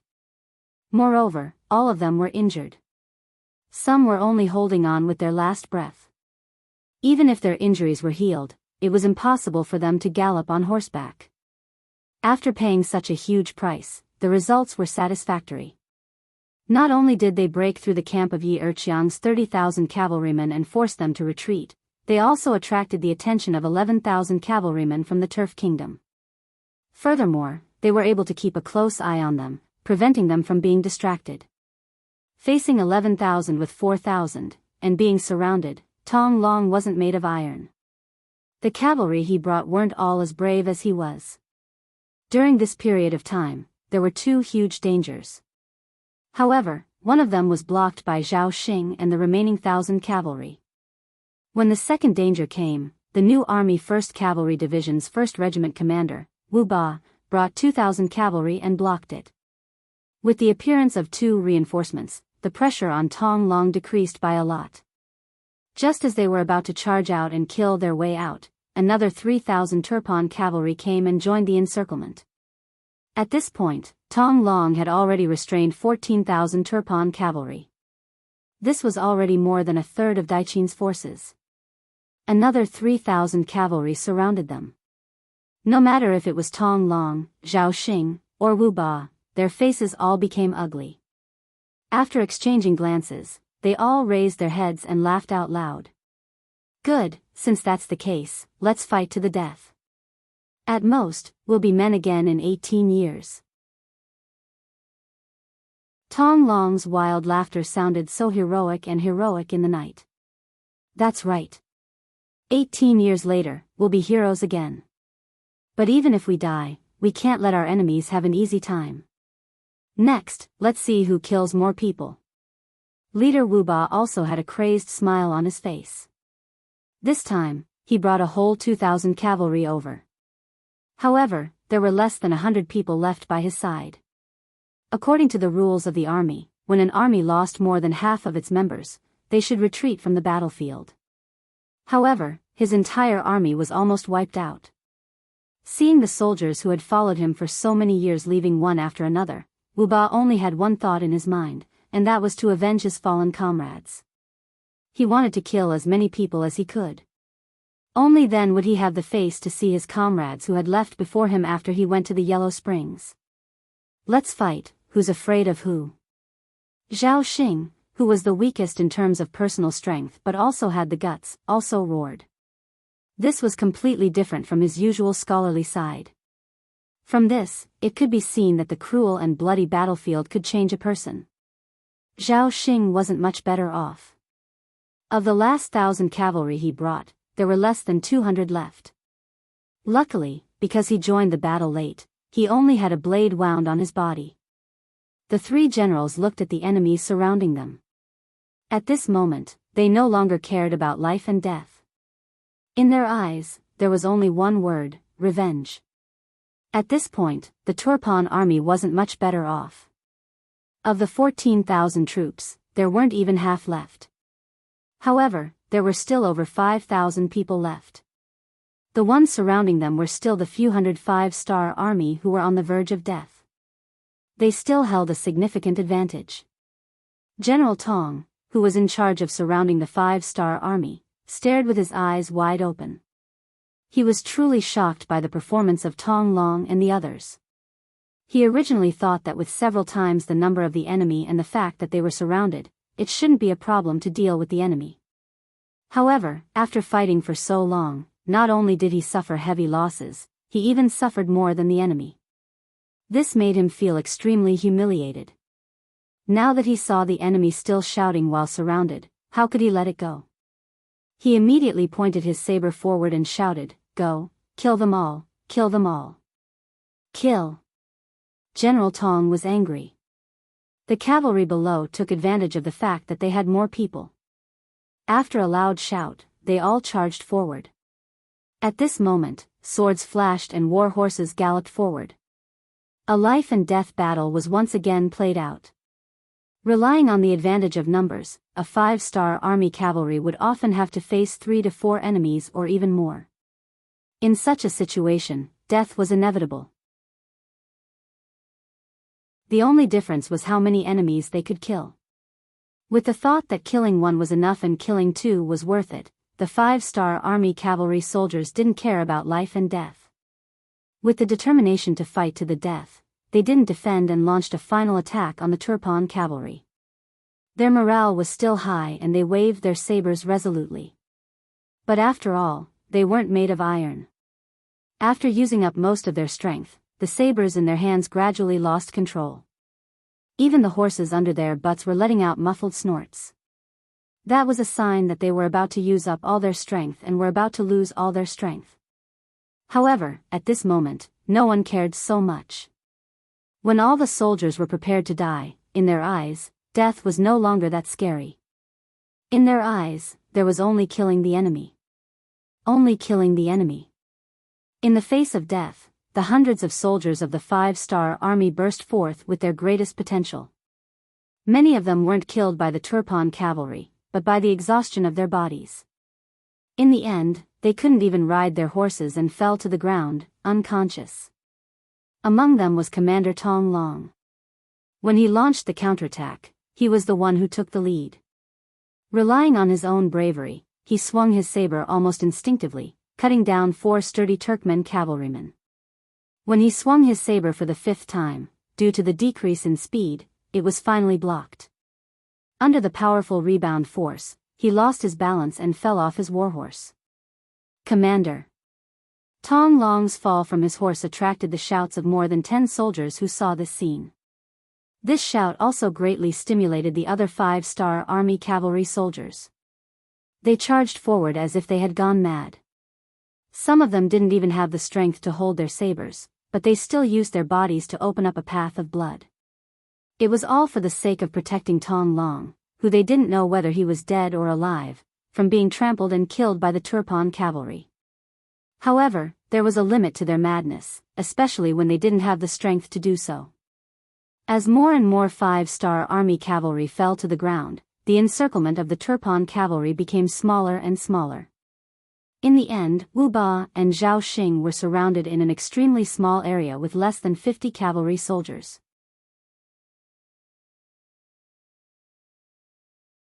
Chapter 12:24. Those who surrender will be spared. General Tong was also shocked by the reaction of these people before they died. Although they were enemies, he had to admit that this was an opponent worthy of respect. This was because in less than an hour, he had lost another 1,000 cavalrymen. This made him furious, but at the same time, he also secretly admired Lu Xian. Surrender? Ha ha ha, our 5-star army only has heroes who die in battle, not cowards who kneel. Wu Ba seemed to have heard the funniest joke in the world. After laughing wildly, he waved his heavy right arm and pointed forward. 5-star army soldiers, prepare for the final attack. It was indeed the final attack. Because everyone knew that with only 50 of them, they would not be able to change the outcome of the battle. This final attack was the time for them to show their worth as soldiers. Wu Ba's heroism caused General Tong's expression to change again. But soon, his eyes flashed with a murderous intent. Although he admired these 5-star troops and admitted that they were indeed brave warriors, he still had to kill them because they were serving their own masters. This was the duty of a soldier.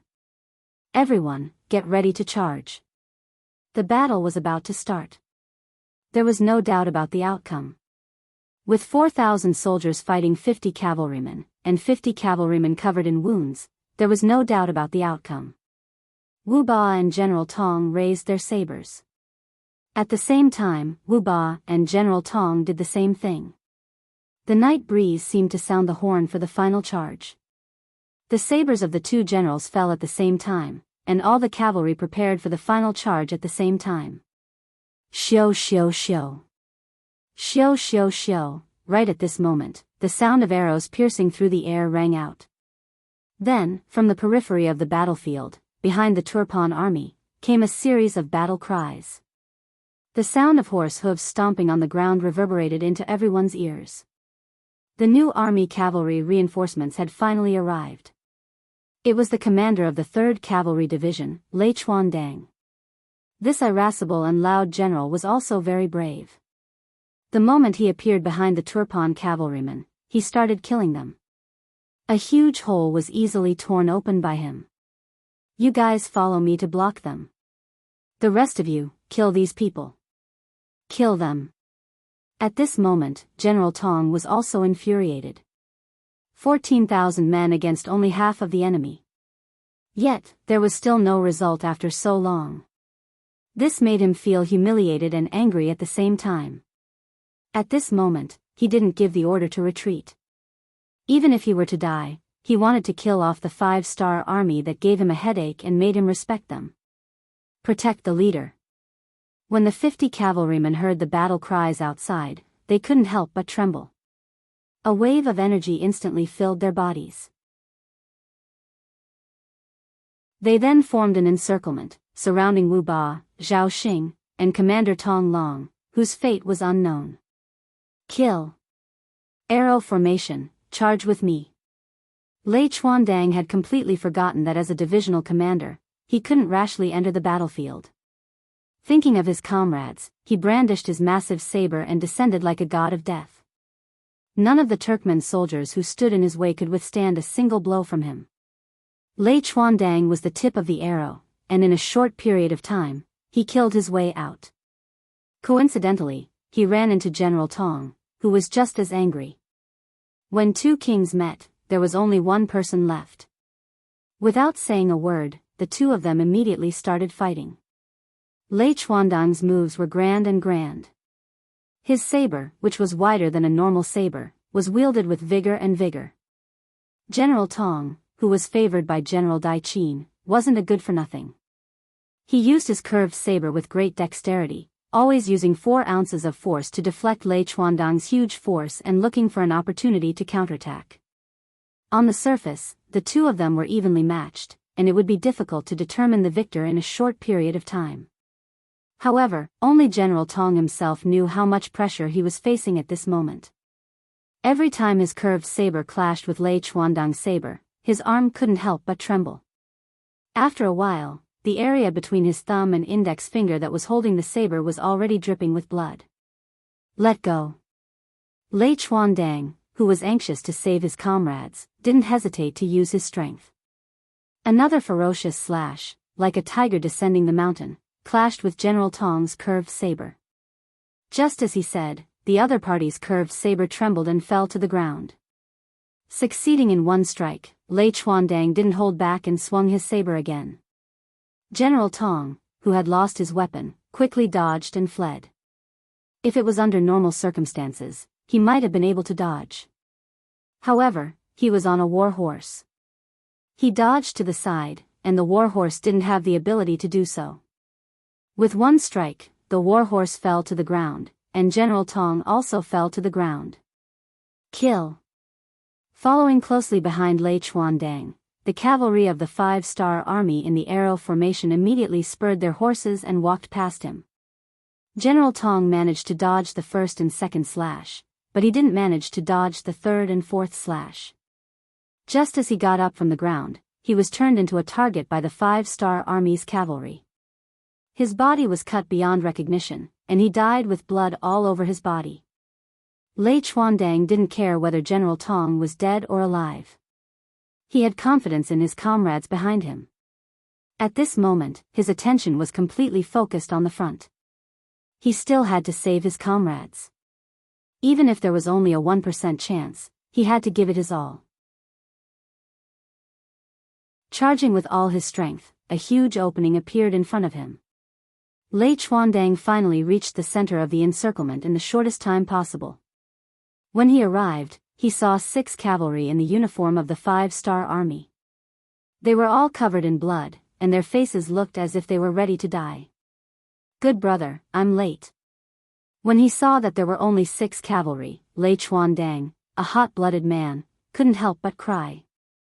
Although he didn't experience it personally, he could feel how difficult and dangerous this battle was. "Huh, Commander Lei, you're finally here." Wu Ba, who was riding on his horse, chuckled. It was a smile of satisfaction, a smile of relief after completing a mission.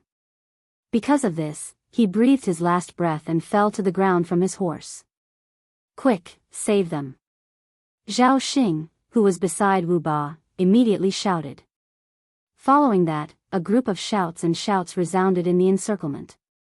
Lei Chuandong's appearance not only saved Wu Ba, Zhao Xing, and the others, but also defeated the remaining 4,000 Turpan cavalry. When they had the advantage in numbers, they still didn't win. Now that the reinforcements of the 5-star army had arrived and General Tong was dead, the rest of them didn't have the courage to stay here. They immediately scattered like birds and beasts, fleeing in all directions. In comparison, the main force of Turfan was not having a good time either. Commander Su He brought the entire 2nd Cavalry Division and 2 regiments of the 4th Cavalry Division. More than 10,000 cavalrymen charged into Turafan's main camp from the east like a flood of steel. General Dai Qin, who was waiting for good news from the north and west, didn't expect enemies to appear from the east. For a moment, he was stunned on the spot. Isn't the eastern front guarded by Wu Liji and 30,000 Ili cavalry? Then why would these enemies appear here? Thinking back to when the Ili cavalry asked him for help, he suddenly understood. Could it be that the request for help wasn't an act, but real? If that was the case, then where did the 5-star army get so many cavalry to be able to defeat Yi Erqiang's cavalry and the Ili cavalry? How did they have the strength to attack him? At this moment, the 5-star army became mysterious in General Daiqin's eyes. Such a result made him believe without a doubt that the main force of the 5-star army had arrived. It could even be Bugnam of Gojoseon himself. Otherwise, with the new army's 30,000 cavalry, how could they injure him to this extent? General Daiqin, who thought he understood everything, cursed each and every one of the scouts in his heart. He always thought that these scouts had the wrong information, which led to the current defeat. But he didn't know that Yang Chendong's army was still 100 miles away. To reach here, it would take at least a day. It was also because of this wrong judgment that Daiqin didn't even bother with the 5-star army that appeared in the east. Instead, he directly gave the order to retreat. Actually, he still had close to 20,000 cavalry. If he counterattacked now, it was very possible that he could defeat Su He's new army. But the shadow of his previous defeat was too big in Daiqin's heart. It was so big that he had lost the courage to fight head-on. Daiqin gave the order to retreat. He only left 5,000 cavalry to stop the 5-star army's advance. Because behind him was the Turpan capital, he needed time to retreat to inform King Hardenbarter. The king also needed time to retreat. The scout general galloped towards the capital. He did not shout as he galloped on the streets of the capital. He was worried that the news of the army's defeat would spread to the city and cause chaos in the city. This would be even more detrimental to the king's departure. In the palace, Hardenbarter already knew about the battle outside the city. He had already put on his king's clothes and was waiting for the news. He didn't expect that the news of the defeat would come. If it wasn't for the fact that the throne was wide enough, he probably would have fallen off the throne. How did we lose? Isn't Bugnam of Gojoseon still 100 miles away? Isn't there only the 5-star army outside? After calming himself down, Hardenbarter asked the question that was bothering him the most. My king, Bugnam of Gojoseon has appeared. We weren't prepared. The Yarqiang and Ili kingdoms' cavalry have all retreated. General Daiqin can't do this alone. The scout told Hardenbarter what Daiqin meant. What? After hearing that his allies had retreated and that Bugnam of Gojoseon had appeared, Hardenbarter knew that he had lost again. It was a huge loss. A huge loss that would leave the capital behind. Seeing that Hardenbarter was still in a daze, the scout anxiously said, Your Majesty, General Daiqin probably won't be able to hold on for long. Please leave the capital, Your Majesty.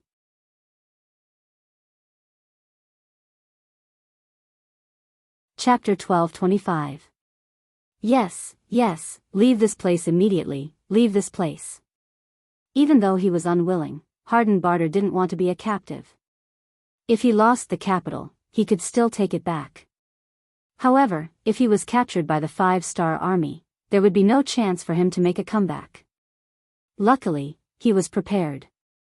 When the scouts entered the city at night, they didn't make a big fuss. When Hardenbarter left the capital, he wasn't stopped at all. However, due to the lack of time, he left a lot of good things in the palace. He was even worried that if he made a ruckus, the civilians would hear the news and come out to escape. As such, he didn't even have the courage to burn those things. Outside of Turpan City, Dai Qin and his cavalry fought as they retreated. They managed to hold on until dawn. After receiving news that the king had left the city safely, they took the remaining 20,000 cavalry and escaped. Because Dai Qin's forces were the last to be attacked, they didn't lose much. They only lost a lot when they surrounded the Liaodong cavalry regiment. In fact, at this time, the strength of the new Third Army had decreased by a lot. After a night of fighting, they had lost almost a cavalry division. Among them, Wu Ba's regiment suffered the most. Less than 400 of them survived from the loss of 2,000 men.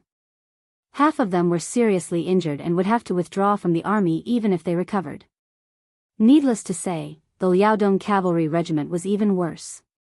When the casualties were counted, some of their injured brothers were dug out from the pile of corpses. Even so, less than 500 of their 5,000 brothers were left. 90% of their strength was damaged, and they were almost beaten to a pulp.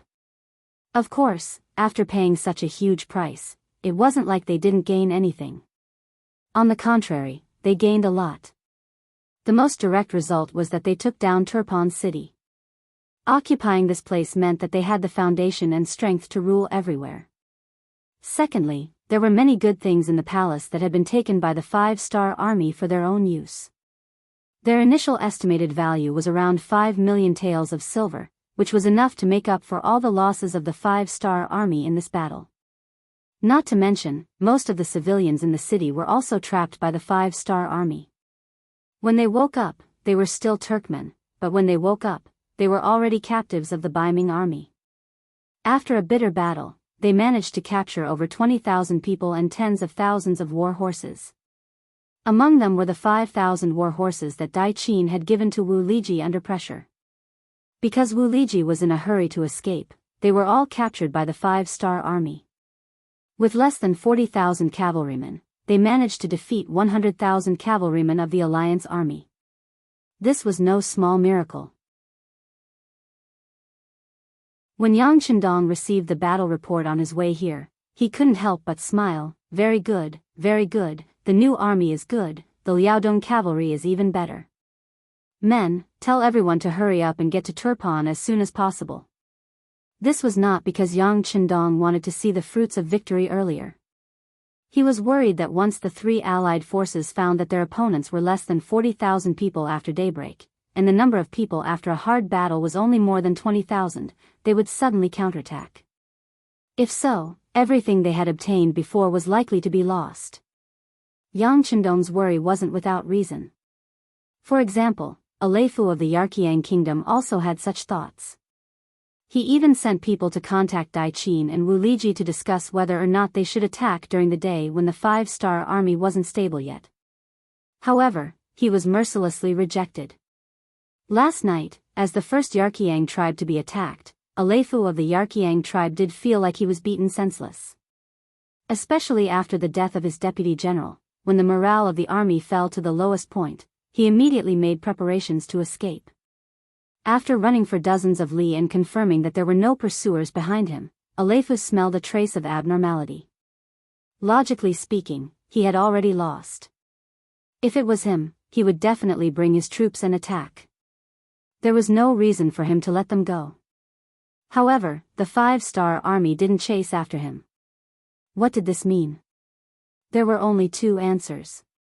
First, the Five-Star Army didn't place him in their eyes.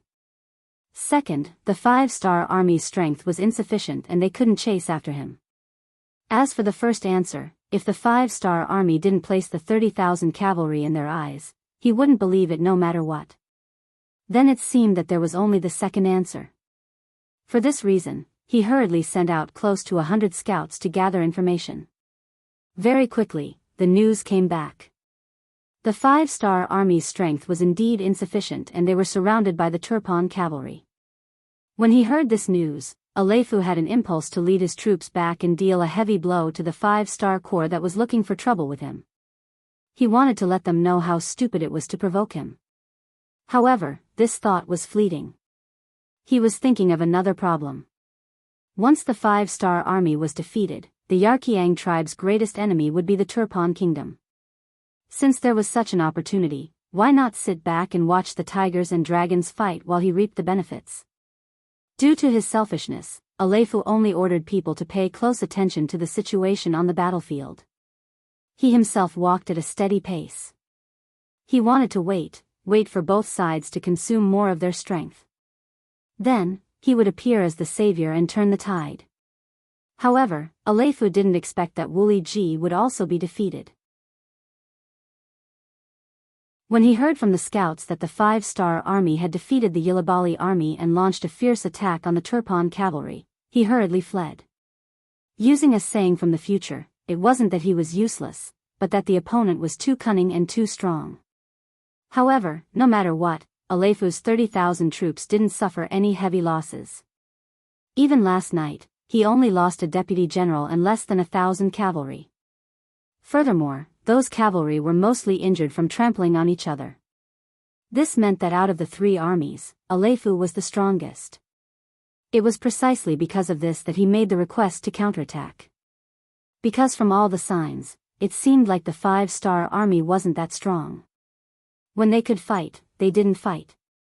When they couldn't fight, Aleifu wanted to fight. Facing this request, Dai Qin directly rejected it. As for Wuxia Ji, he had escaped to God knows where last night.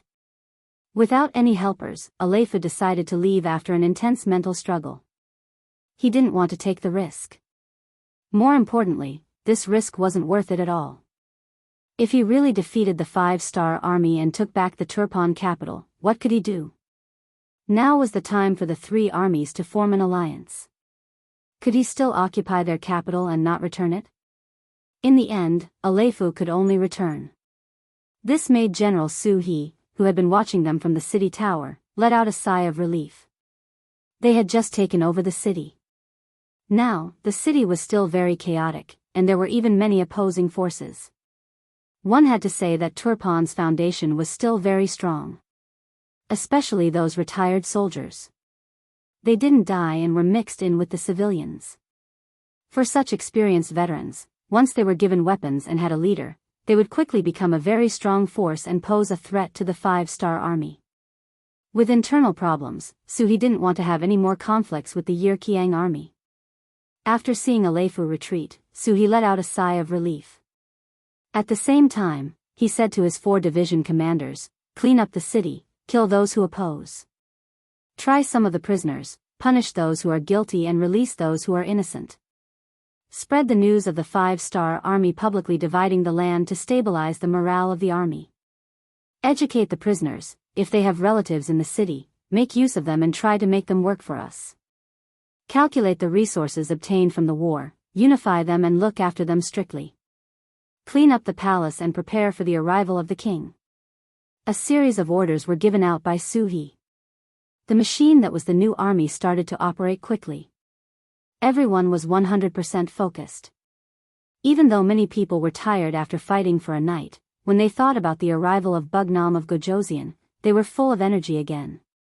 A day later, the scouts and light cavalry of the new army arrived at Turpan.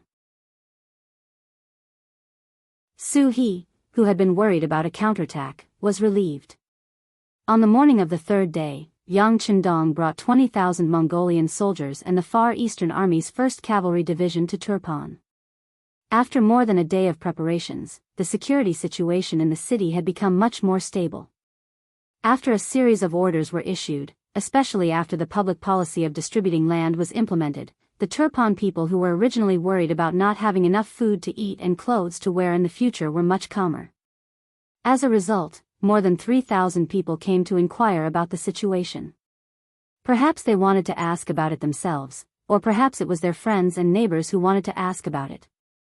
For these people's questions, Su He specially sent people to set up a temporary problem-solving department to be responsible for answering their questions. When Yang Chendong entered Turpan City under the protection of 2,000 majestic Black Rider Dragon Guards, he saw that not only was the order in the city not chaotic, but there were even some commoners lining the streets to welcome him. Shock flashed through his heart. "Commander Su, don't tell me you spent money to invite all these people?" Looking at the people standing on both sides of the road, old and young, who were paying attention to him, Yang Chendong asked Military Commander Su He, who guided him into the city with a straight face. At that moment, Su He's face turned ugly. His gaze was a little evasive as he stammered, "Some of them came on their own accord, some were invited by your subordinates."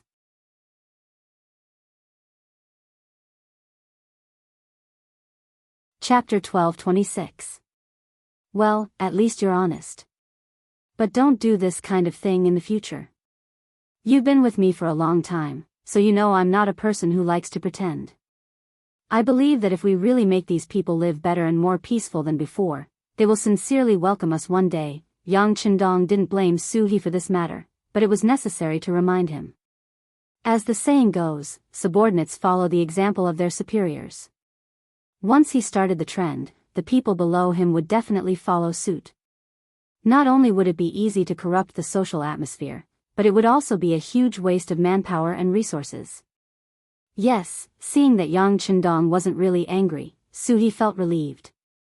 After testing the bottom line, Su He wouldn't do this kind of trend in the future. Okay, let's talk about the situation in the city. To be honest, this battle was really risky. Try not to do this in the future. Although some things were reported in the telegram, it wasn't as clear as seeing it in person. Yang Chendong was also anxious to understand the current situation in the city. At least he wanted to know how much combat power the new army and Liaodong Cavalry Strengthening Regiment had left, and whether they could continue to attack in a short period of time. Su He had already expected that Yang Chendong would ask, so he already knew the relevant data. This time, it was easy for him to speak. "Sixth young master, the situation is like this," Su He spoke while Yang Chendong listened carefully. When the army arrived in front of the palace, they just happened to talk about the Liaodong Cavalry Strengthening Regiment's commander Tong Long fainted because of exhaustion. After hearing this, Yang Chendong didn't even rush to the palace. He let Su He lead the way and went straight to the nearby temporary military hospital. In the temporary military hospital, there were a lot of wounded people in this battle, and there were even a lot of wounded captives. And in the middle of it, there was an independent tent. In a temporary military hospital where there were not enough beds and tents, being able to enjoy the treatment of a single room was not something an ordinary person could do. Not to mention, the 5-star army had always been particular about equality between officers and soldiers. Very few people were able to enjoy single rooms. However, there was still one person who enjoyed such treatment under the special permission of Commander Su He. He was Tong Long, the commander of the Liaodong Cavalry Regiment. In this battle, the 5,000 men of the reinforced regiment had managed to attract and drive off 40,000 cavalry.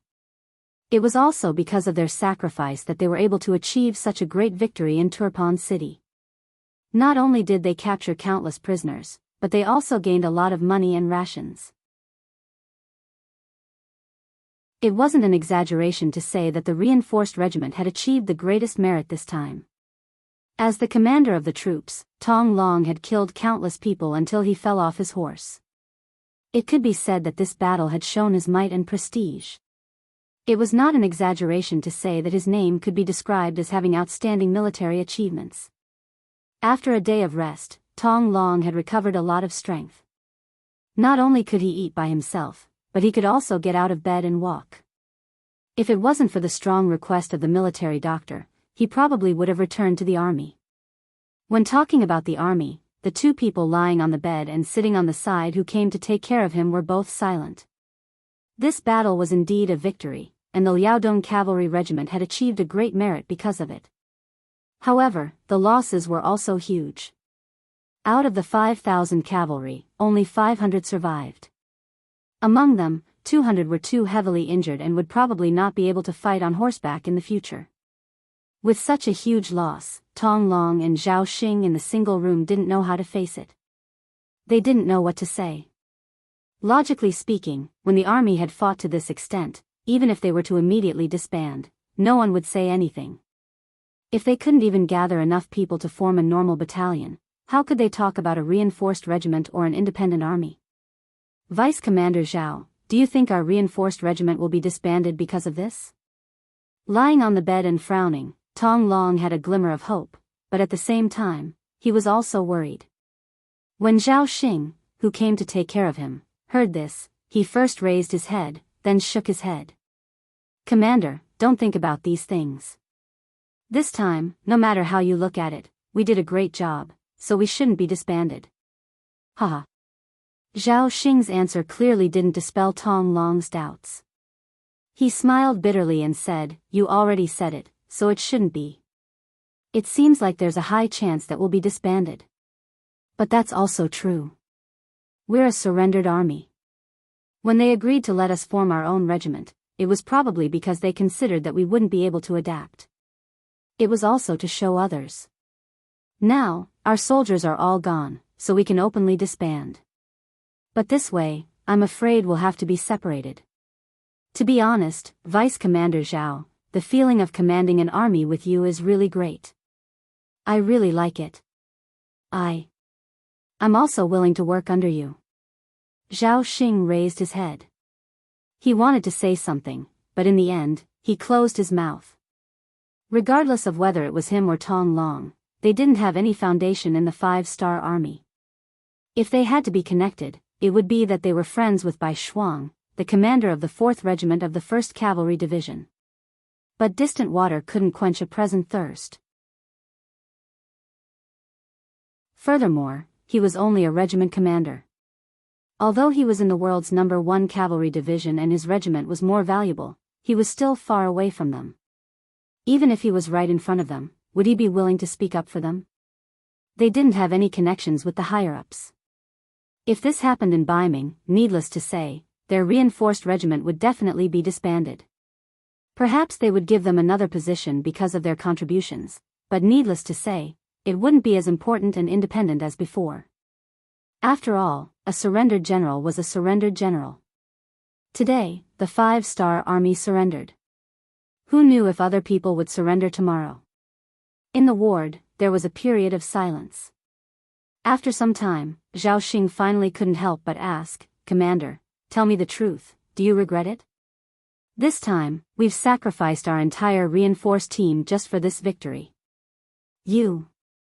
I don't regret it." Before Zhao Xing could finish, Tong Long had already opened his mouth. "There are things a man can do, and there are things he can't do. Since you sincerely chose the 5-star army, of course, you have to perform well. But do you regret it?" Of course I don't regret it. If it wasn't for Bugnam of Gojoseon's favor, I might just be a normal soldier now, or I might have been sent to farm. Now that I can follow you and lead the army to victory, it's worth it." Good, no regrets, good, worth it." Just as Zhao Xing finished speaking and expressed his stance, the curtain of the ward was pulled open from the outside. Then, a tall and sturdy figure appeared in front of the two of them. Due to the lack of light, both Tong Long and Zhao Xing couldn't see who it was. However, when they gradually got used to it and saw who it was, their expressions changed drastically. Tong Long didn't care about anything else. He immediately jumped off the bed and shouted together with Zhao Xing, who was already kneeling on the ground. "Your subordinate greets Bugnam of Gojoseon. Long live Bugnam of Gojoseon. Get up." When Yang Chendong saw Tong Long get off the bed and kneel on the ground, he quickly got up and helped him up. This scene made Tong Long extremely touched. After all, the person who helped him was the soul of the 5-star army. At the same time, he was Bugnam of Gojoseon, who was personally conferred the title by the great Ming dynasty's emperor. Thank you, Bugnam of Gojoseon. But how could your subordinate have made you personally come?" Tong Long's voice was slightly choked as he spoke. Unlike others, he was someone who had once studied in the capital of Baiming. It was because of this that he was very familiar with status and rank. Thinking back to when he was in the capital of Baiming, any 3rd or 4th rank civil official wouldn't put him in their eyes. Even if he sent money to them, they wouldn't even be able to meet the person in question. But now, he was only slightly injured, and Bugnam of Gojosian had actually made an appearance. "Ai, are your injuries okay?" Yang Qindong personally helped Tong Long back to the bed. This action made it difficult for him to stand or sit. But before he could say anything, Yang Qindong's laughter rang out. "How can you say that he's worthy? In this battle, you fought well with the new army. Especially your Liaodong cavalry regiment. You only had 5,000 men and horses, but you dared to fight and charge. You didn't show the slightest bit of fear in the face of an enemy several times your size. On the contrary, you killed them until their men and horses fell. Good, very good. Thank you, Bugnam of Gojosian." Hearing this praise, Tong Long and Zhao Xing hurriedly knelt to express their gratitude. "All right, there's no need to keep kneeling. We don't do this here. Right, in the future, you can call me king, or you can call me the sixth young master. There's no need to call me Bugnam of Gojosian. That would make us seem distant," Yang Qindong said with a chuckle. The people below had many different names for Yang Qindong. Those who were closest to him, such as Tiger's Mane and Beta Persei, naturally called him the young master. Those who were closer, such as some of the senior officials, called Yang Qindong the sixth young master. Those who were further away were allowed to call him king. Only the most ordinary people called Yang Qindong the Bugnam of Gojosian. In other words, from the way they addressed Yang Qindong, one could tell whether they were close or not. This time, Yang Qindong allowed the two to call him king. This was a sign of closeness. "Yes, king." Tong Long and Zhao Xing's faces flashed with joy, and they immediately changed the way they addressed him. That's right. Right, I heard that the two of you are injured. How are you? Are you in any trouble? Yang Qindong asked with a sincere expression of concern. "We're fine. We can now take our swords and mount our horses to kill the enemy." This time, the two of them spoke in unison. "Good, as expected of the Tiger General of the 5-star Army. Since that's the case, the two of you listen to my orders." Yang Qindong saw that the two of them did not seem to be in any trouble. He was relieved and immediately shouted loudly. The two of them were stunned by Yang Qindong's shout. Out of instinct, the two of them straightened their bodies and replied in unison. "Your subordinates are here."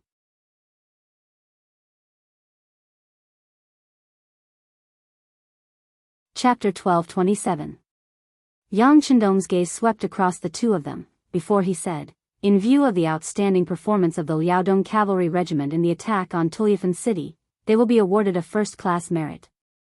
The soldiers who died will be compensated, and the soldiers who are still alive will be given jobs. The rest will be promoted by 3 ranks. Regiment Commander Tong Long and Deputy Regiment Commander Zhao Xing have performed valiantly, and will be promoted to Liaodong Cavalry Division. They will be allowed to lead 10,000 soldiers, and will be independent of the other armies. Once the order is given, they will be given priority to choose from the captives, and will rebuild the army's prestige." Yang Qindong's voice reverberated throughout the room, causing Tong Long and Zhao Xing's eyes to light up. When they heard that they could rebuild the army, and change from a regiment to a division, the two of them were excited. After the order was given, the two of them immediately knelt on the ground and said in unison, "Yes, Your Majesty." This time, all the soldiers will be given priority to be recruited from the captives of the battle. As for the regiment commander, I will make the arrangements for you. There is only one request, and that is to form the army as soon as possible. There will be a big battle ahead." Yang Qindong looked at the two of them, his eyes filled with hope as he spoke. "Yes, Your Majesty, don't worry. We will not let you down. Please watch our performance." At this time, both Tong Long and Zhao Xing were extremely excited. They had thought that they would lose their positions, and would be suppressed. However, they did not expect that in the face of military merits, Yang Qindong would treat everyone equally. This time, they were confident. In the future, when they encountered a tough battle, they would know how to perform better. This was also Yang Qindong's goal. As his power grew, his territory grew, and his army grew. He did not have enough people in his hands. This meant that he needed to rope in some of the people who were previously enemies, but were knowledgeable, to work for him. However, a surrendered general was still a surrendered general. No matter how sincere he was, it was inevitable that some people would have doubts. This time, he had used the opportunity of Tong Long and Zhao Xing's great victory to increase the rewards. He wanted to show everyone that as long as they had the ability, as long as they made great contributions, they would receive the same treatment as everyone else and be rewarded as well. As for Tong Long and Zhao Xing, after receiving the order to rebuild the Liaodong Cavalry Division, their injuries seemed to have mostly healed, and they immediately began to prepare. The two of them were originally talented, and what they lacked was an opportunity to display their talents. This time, not only Tong Long's Liaodong Cavalry Division, but Su He's new army also began to prepare their replacements. After the battle, they had lost almost an entire division, and needed to replenish their numbers. Yang Chendong had fully considered this problem, and immediately said that if there were not enough people among the captives, they could recruit soldiers from Turpan City. He had long heard reports from intelligence personnel that Turpan had dismissed some of the experienced soldiers to return home to farm. This was originally a manifestation of hiding soldiers among the people, and now it was convenient for Yang Chendong. If there were not enough soldiers, the first batch of 100,000 soldiers from Shaowei province would arrive. At that time, there would be suitable people to choose from among them. However, because of this, Yang Chendong had no choice but to stop attacking. Just Turpan City alone had 200,000 people, and it was truly worthy of being the capital of a country. It would also take time to move all these people out and replace them with people from other areas. Fortunately, when Su He told all of the people in the city that he would not change his promise of giving them land, and on the contrary, there would be more land in other places, the voices of the people became much quieter. It was not enough to just give carrots. Su He followed Yang Chendong's instructions and picked up a big stick with the other hand. The general idea was that if anyone didn't want to leave, once the war started, not only his property could not be guaranteed, but also his life could be lost at any time. As ordinary people, no one was willing to live in the chaos of war. With this big stick raised high in the air, the few remaining voices of opposition quickly disappeared.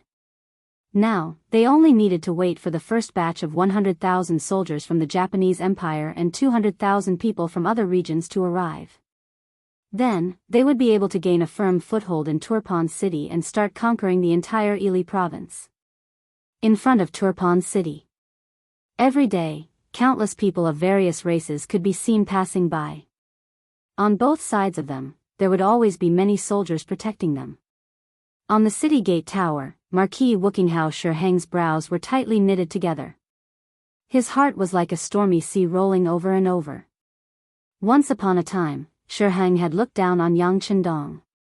It was just that he had a good background and had become the favorite of the emperor because he had given a potato to the emperor. He had also looked down on him because he was a business genius who knew how to make money.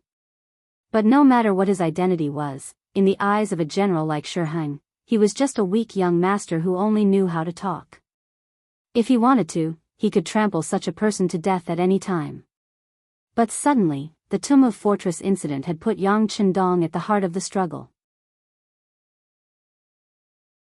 Then, there was the Battle of the Capital, and Yang Chendong had completely shone, becoming known as the War God.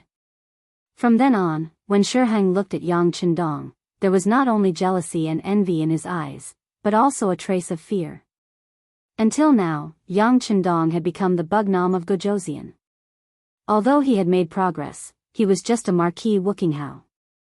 More importantly, he had already broken away from the shackles of the great Ming dynasty and become the king of a region. But now, he was just a commander-in-chief who had to buy Ming the emperor. The difference between the two was so great that although Chronicles was unwilling, there was nothing he could do. After all, the gap was so big that he had no way to surpass him.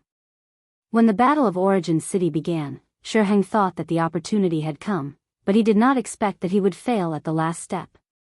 Now, he was forced to retreat to Toulouse City and watch Yang Chendong soar to the ninth heaven.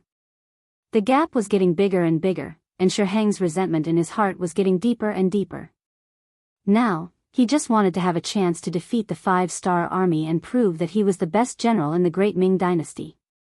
This pride made him like a ball of fire, which had been tormenting him for a period of time. If it were not for the shortage of food and fodder and the fact that the reinforcements had not yet arrived, he was afraid that he would have sent the troops after Yang Qindong left Tulu City. This wait lasted for more than 2 months. Finally, news came from the imperial court that the new rations had been delivered and the new soldiers were being assembled. Just as everything was about to be ready, he saw the Northern Ming Army's Great Migration Project, or rather, the Great Movement. Every day, he did not know how many people and soldiers walked through the gate of Tulu City. 1 day, 2 days. It had been like this every day for more than half a month, and there was still no sign of it stopping. Shi Heng's fire was also constantly cooling down. Until now, cold sweat had begun to appear on his forehead. How many days has it been? Shi Heng, who was standing on the city tower, asked with a trembling voice. Marquis, it's the 22nd day, General Zhou Qing, who was at the side, answered the question with a serious face. 22 days, 22 days. Shi Heng's face turned uglier as he muttered the number silently. If there were only 10,000 people passing by each day, that would be more than 200,000. Not to mention, it was far from ending. He really didn't know where Yang Qindong had gotten so many civilians and soldiers, and what exactly were they preparing to do. The moment the five-star army bared their fangs, Shi Heng suddenly had an idea of invincibility.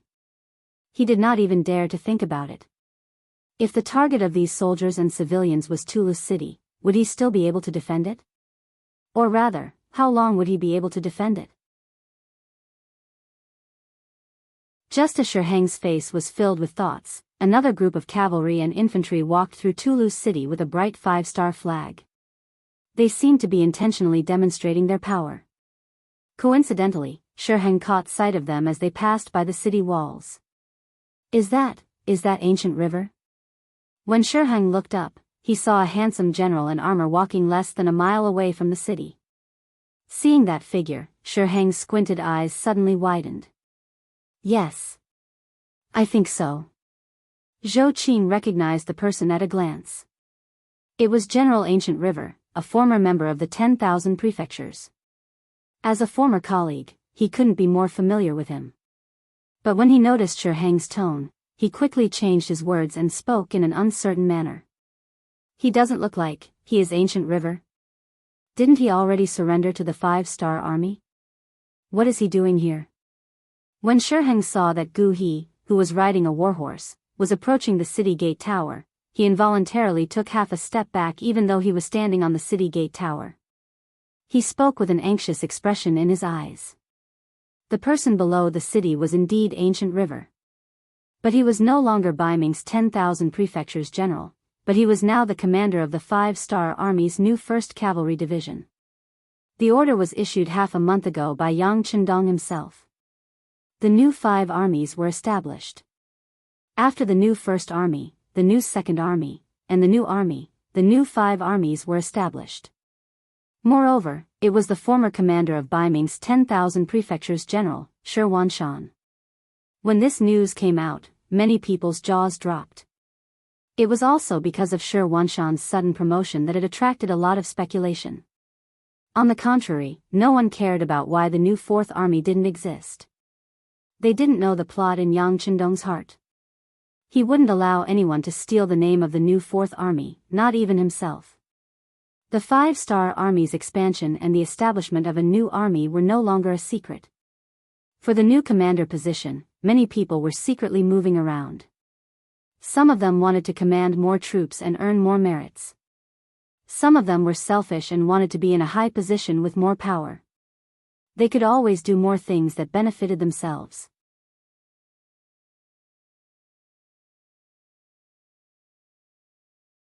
Chapter 12:28. For this reason, Yu Mian, the vice commander of the army headquarters, Ling Song, and even the vice commander of the navy headquarters, Gao Xiong, had interceded through various channels. However, no one would have thought that this position would fall on the head of Shi Wanshan, who had just surrendered and had not made any contributions. When the new army commander, Tiger's Mane, represented Yang Qindong and announced this order in front of the officers of Shi City. Even Shi Wanshan himself was stunned. Although he had been in charge of an army of more than 100,000 people when he was in Beiming, he could be considered to have the experience and qualifications to control an army. However, this was the 5-star army. As a general who had just surrendered, it was better not to talk about his qualifications. Actually, it wasn't that Shi Wanshan hadn't heard about the establishment of the new 5 armies, but whether it was himself, his old subordinates Gu He and Ning Wenfeng, none of them thought about it. In their eyes, this was something that had nothing to do with them. With their current status, they would be thankful if they could be elected as one of the division commanders. It was not impossible for them to be appointed as a regiment commander. All of this was the analysis of Ning Wenfeng, who was known as the smartest of the 3. In his words, before surrendering, Shi Wanshan had said that he did not want to fight with Beiming. After all, he had come from there. Yang Qindong had also agreed to this matter in the telegram. Now that the new 5 armies were going to fight in Ili, it was very likely that they would be incorporated into it. If this was the case, whether it was as a division commander or a regiment commander, they would still have military power in their hands and could fully show their talent. They were afraid that they would be assigned a deputy position. If that was the case, there would be a main position above them, and it would be difficult to realize even if they had ideas. That would be the most uncomfortable thing. It was precisely because the hope was very low, or even that there was no hope. When the pie fell from the sky, Shi Wanshan's eyes were dazzled and his face was full of disbelief. As for Shi Wanshan's reaction, Tiger's mane could empathize with him, but he didn't expect it either. However, since this was an order from the young master, he would definitely carry it out unconditionally. Therefore, he only glanced at the petrified Shi Wanshan and continued to read out the order.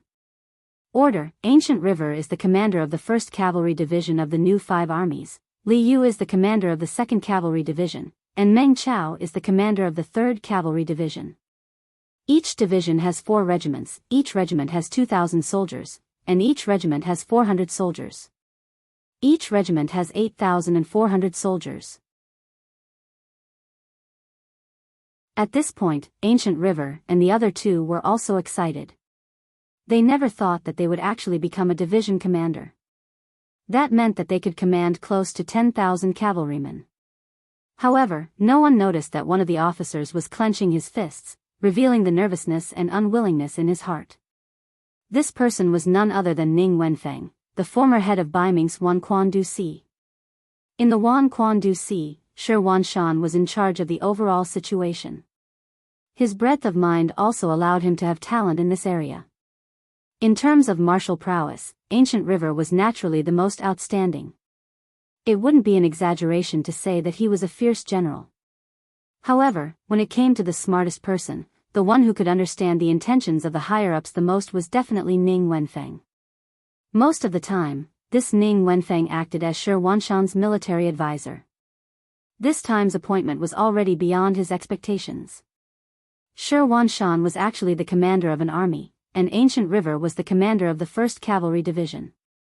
However, he wasn't included in the order.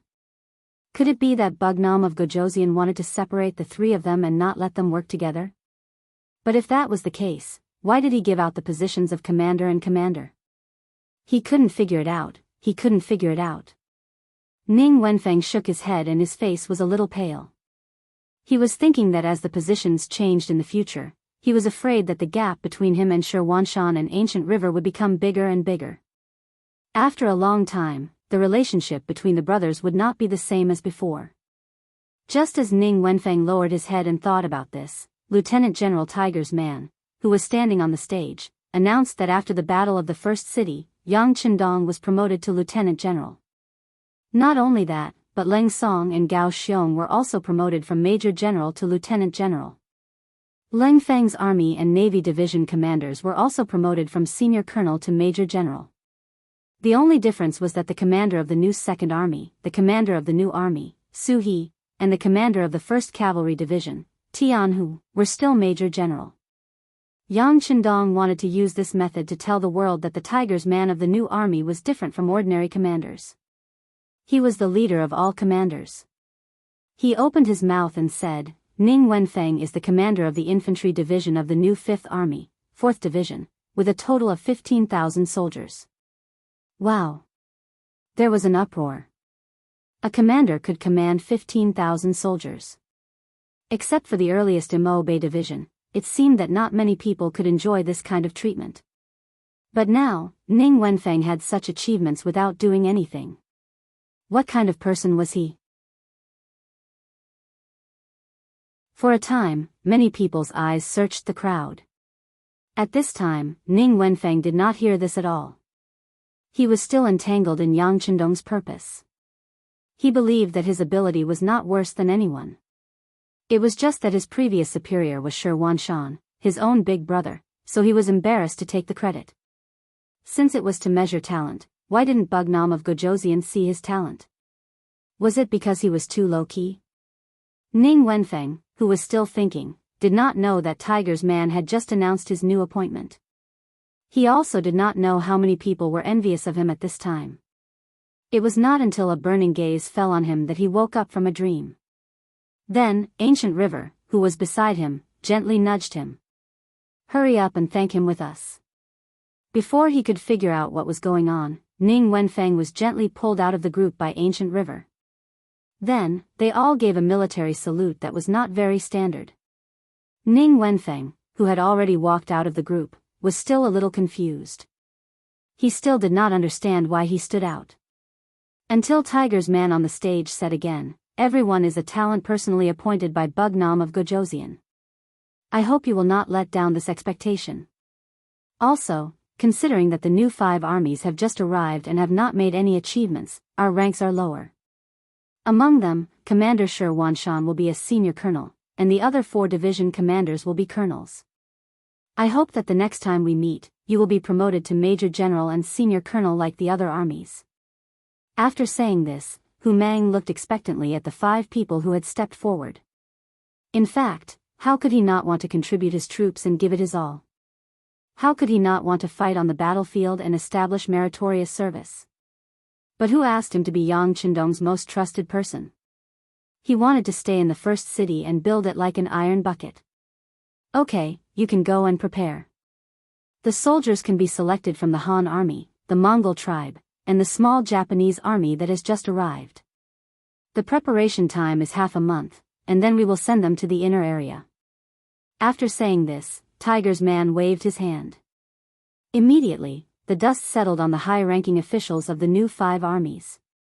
This decision was completely out of everyone's expectations. The sudden appearance did indeed catch some people off guard. However, this order was personally issued by Yang Chendong. It was said that he only reported it to the army headquarters before announcing it. Even Leng Song, the deputy commander, did not have any chance to intervene. This was enough to prove Yang Chendong's expectations for the new 5 armies. When the meeting was over, Tiger's man left first. The other officers took the opportunity to congratulate Shi Wanshan and the others. No matter what, it was not a bad thing to be on good terms with a commander. Ning Wenfeng, who was in the crowd, was still confused.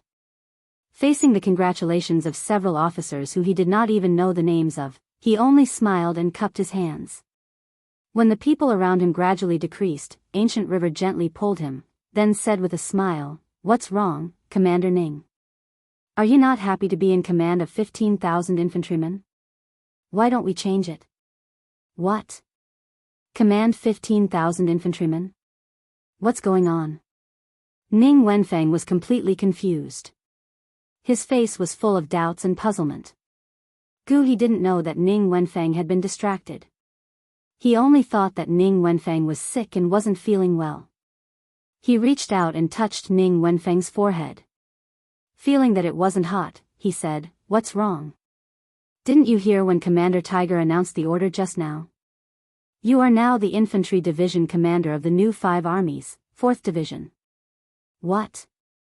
My division commander?" Ning Wenfeng exclaimed and pointed at himself. This scene was also seen by the other officers who were walking at the back, but they all smiled and shook their heads. They did not care. Obviously, if they were suddenly appointed as division commanders, their situation would not be much better. Seeing Ning Wenfeng making a fuss about nothing, Ancient River nodded. Yes, it was just announced in front of everyone. How can it be fake? I say, what are you thinking? Didn't you hear it just now? Faced with Gu He's question, Ning Wenfeng already didn't care at all. When he found out that he also held the position of a division commander, moreover, he was the infantry division commander of 15,000 men, at this moment, he only felt deep self-blame. What did he mean by Yang Chendong did not have the insight and could not see through people? In the end, he measured the heart of a gentleman with the yardstick of a villain. After a while, Ning Wenfeng finally reacted. Then, he looked around and did not see Shi Wanshan's figure. He could not help but ask, "Where's Big Brother?" "Oh, Big Brother went to see the other 2 division commanders." You also know that a person who becomes a division commander will naturally be busier. Ancient River said with a matter-of-fact expression. This order shattered a lot of hope, but at the same time, it also gave a lot of people hope. In the past, it was always said that the 5-star army did not care about seniority and only looked at ability. Some people believed these words, but some people did not. However, with the matter of the new 5 armies, they had no choice but to believe it. Not long after, a new order was spread throughout the army. Commander Tong Long, who was also a fallen general of Liaodong, was promoted to division commander after making a great contribution. With the 2 things that happened before and after, at this moment, no one doubted the fairness of the ability.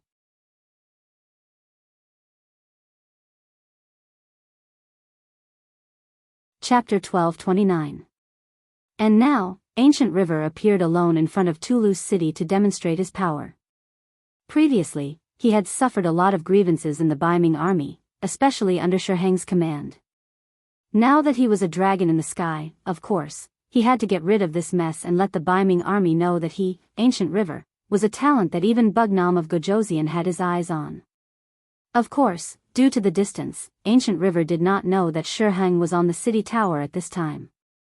Otherwise, he would have walked up and shouted a few words even if he was in danger of being shot by arrows. Therefore, he just wore a divisional level white cloak and walked in a big circle in front of the city. Then, he quickly rode his horse and rushed straight to his 1st Cavalry Division. White cloak? Divisional General? How long has it been since Ancient River left? He has already been entrusted with an important position. On the city tower, some young generals who had long understood the officer ranks of the 5-star army sighed. Among these sighs, there was a lot of jealousy, hatred, and of course, envy. Among them, there were many knowledgeable people who thought in their hearts. If they also went to the 5-star army, what would it be like now? Didn't they see that Ancient River, who could not survive in Baiming, was now a divisional general? Of course, these envious people definitely did not include Shi Heng. After he recognized Ancient River, he snorted coldly and then asked General Zhou Qing, who was standing beside him, "Have you found out how many troops there are in the 1st city now?" "I don't have the detailed number, but I have the approximate number." When Zhou Qing answered this sentence, there was an obvious pause. When one looked carefully, there was a trace of panic on his face. Shi Heng, who was filled with hatred in his heart, did not pay attention to this. He only wanted to know the situation of the 5-star army in the 1st city. In his opinion, although they did not succeed in besieging the 1st city a while ago, they still severely injured their opponents. Now, their strength should be weaker. Well, about how many people are there? About. Zhou Qing was a little hesitant and did not answer immediately. What? Is it difficult to answer? Shi Heng finally noticed the change in Zhou Qing. This shout also attracted the attention of some people nearby. Tell me, how many troops do you have? I want to know. Shi Heng didn't care so much. He had long been used to everyone's attention. At this moment, there was a smile on his face. He wanted to take this opportunity to let everyone know about the situation in the beginning city. This way, he could increase his confidence. Zhou Qing also noticed the gazes of the people around him. At this moment, he didn't want to say anything. However, he did not expect Shi Heng to be angry. There was a hint of anger in Shiheng's eyes. Hence, he decided not to think too much about it. After all, Zhou Qing was the one who forced him to say it. After that, Zhou Qing replied straightforwardly, reporting to Marquis. According to our scouts' investigation, there are about 700,000 people from the 5-star army in Origin City. A mere 7, what? How many did you say? At this moment, Shiheng finally came to his senses. He stared at Zhou Qing with his eyes wide open. 700,000 people, but not all of them are troops. There are also some civilians. Zhou Qing knew that this would be the result, but what could he do? You forced me to say it. Hearing that there were quite a number of civilians, Shiheng suppressed the fear and anger in his heart and asked again, how many troops do I mean? You don't have to use the number of civilians to deceive me. Yes, there are about 300,000 soldiers. This time, Zhou Qing finally gave a definite answer. 300,000, this number made Shiheng's body tremble. He then forced himself to stand firm. There was a trace of blood in his eyes at this moment. He was speechless for a long time. He originally thought that after more than a year of siege in the beginning city, the strength there would be greatly reduced. Once Bai Ming's reinforcements and provisions appeared, it would be time for him to launch a large-scale counterattack. He never expected that the number of the enemy's troops would increase instead of decreasing. How did this trick work? How could he bear this result? Then, whether it was Zhou Qing or Shiheng, what was even more unexpected was that this number would continue to expand as time passed. It was not because of anything else, but because Shaowei province had a population of 8 million. Among them, more than 600,000 soldiers were captured by the 5-star army. Under the encouragement of the 5-star army policy, more young people from Shaowei province volunteered to join the army. According to Yang Qindong's plan, Shaowei province could recruit at least 400,000 soldiers. In total, there would be 1 million soldiers. At least half of them would be transferred to the grassland. One could imagine how huge this number was. In comparison, the 700,000 soldiers now were just the beginning. When Yang Qindong left Shaowei province, he had already made his next goal clear. That was to unify the grassland and then expand to the west and northeast respectively. For example, taking down Ili was just a part of the plan to go west. These were only the plans of the army. The navy would also go out of the South China Sea and attack the Indian Ocean. Then, they would attack Africa, the North and South continents, and North America. He wanted to take advantage of the fact that there was no obvious world structure to conquer the world. If he wanted to accomplish this feat, he naturally needed enough soldiers. Not only Shaowei province, but all the countries under Yang Xie's control began to mobilize. More and more young people from other races joined the ranks of the 5-star army. In the future, the number of soldiers in the 5-star army would only increase. Shiheng naturally did not know about all of this. Even if he was beaten to death, he would not have thought of all of this. This was the result of limited vision. In the eyes of people like him, the Great Ming Dynasty was already the sky. Whoever could unify the north and south of the Great Ming Dynasty would be a hero. As for the world, the Great Ming Dynasty and its surrounding countries should be the world. Shiheng walked down the city tower silently. At this moment, he felt a chill in his heart. At the same time, he decided to immediately report the situation to the acting emperor. Previously, he had boasted that as long as the provisions were in place and 200,000 new recruits were given, he would be able to take down the first city and regain control of the grassland. Now, it seemed that this was far from enough. At this moment, the logistics division in the first city was extremely busy. It was already time for the autumn harvest.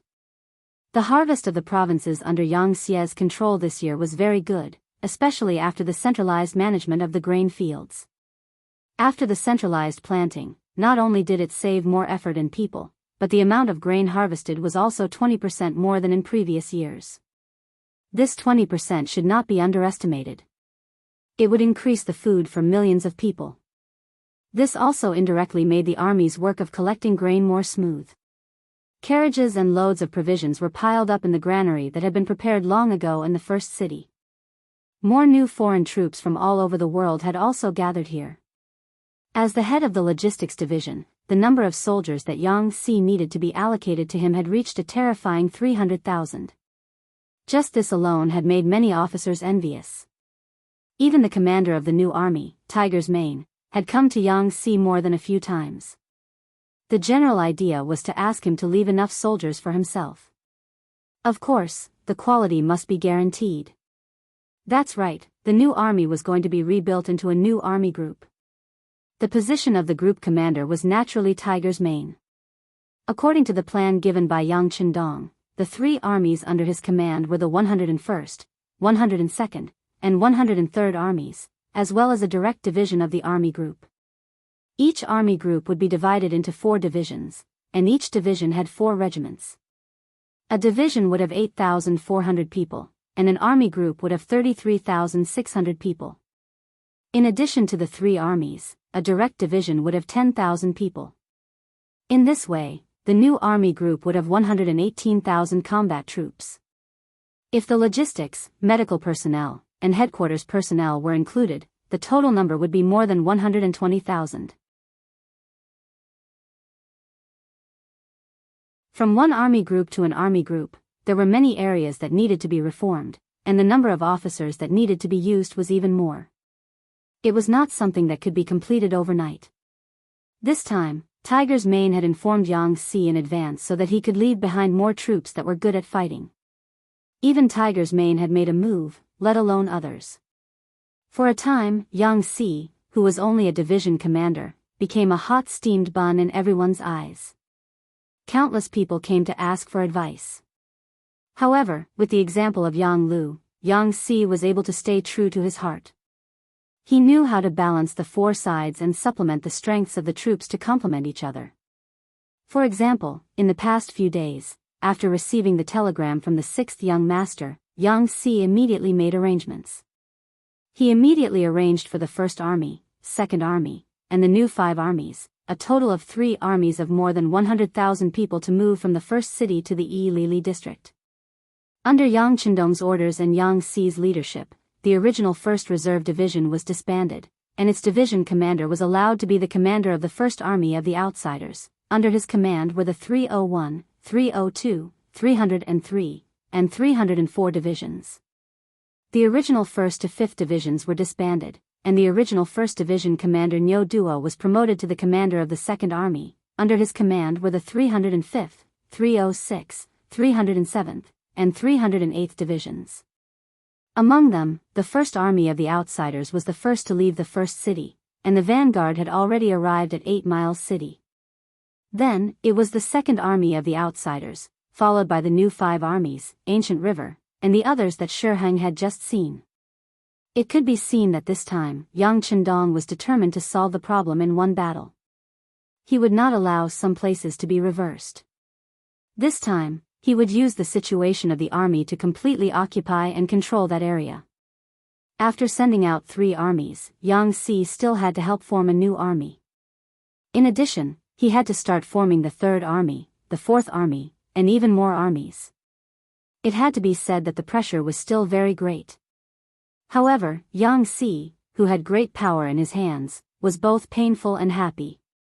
The Turpan kingdom was occupied, and the allied forces of the 3 countries were defeated.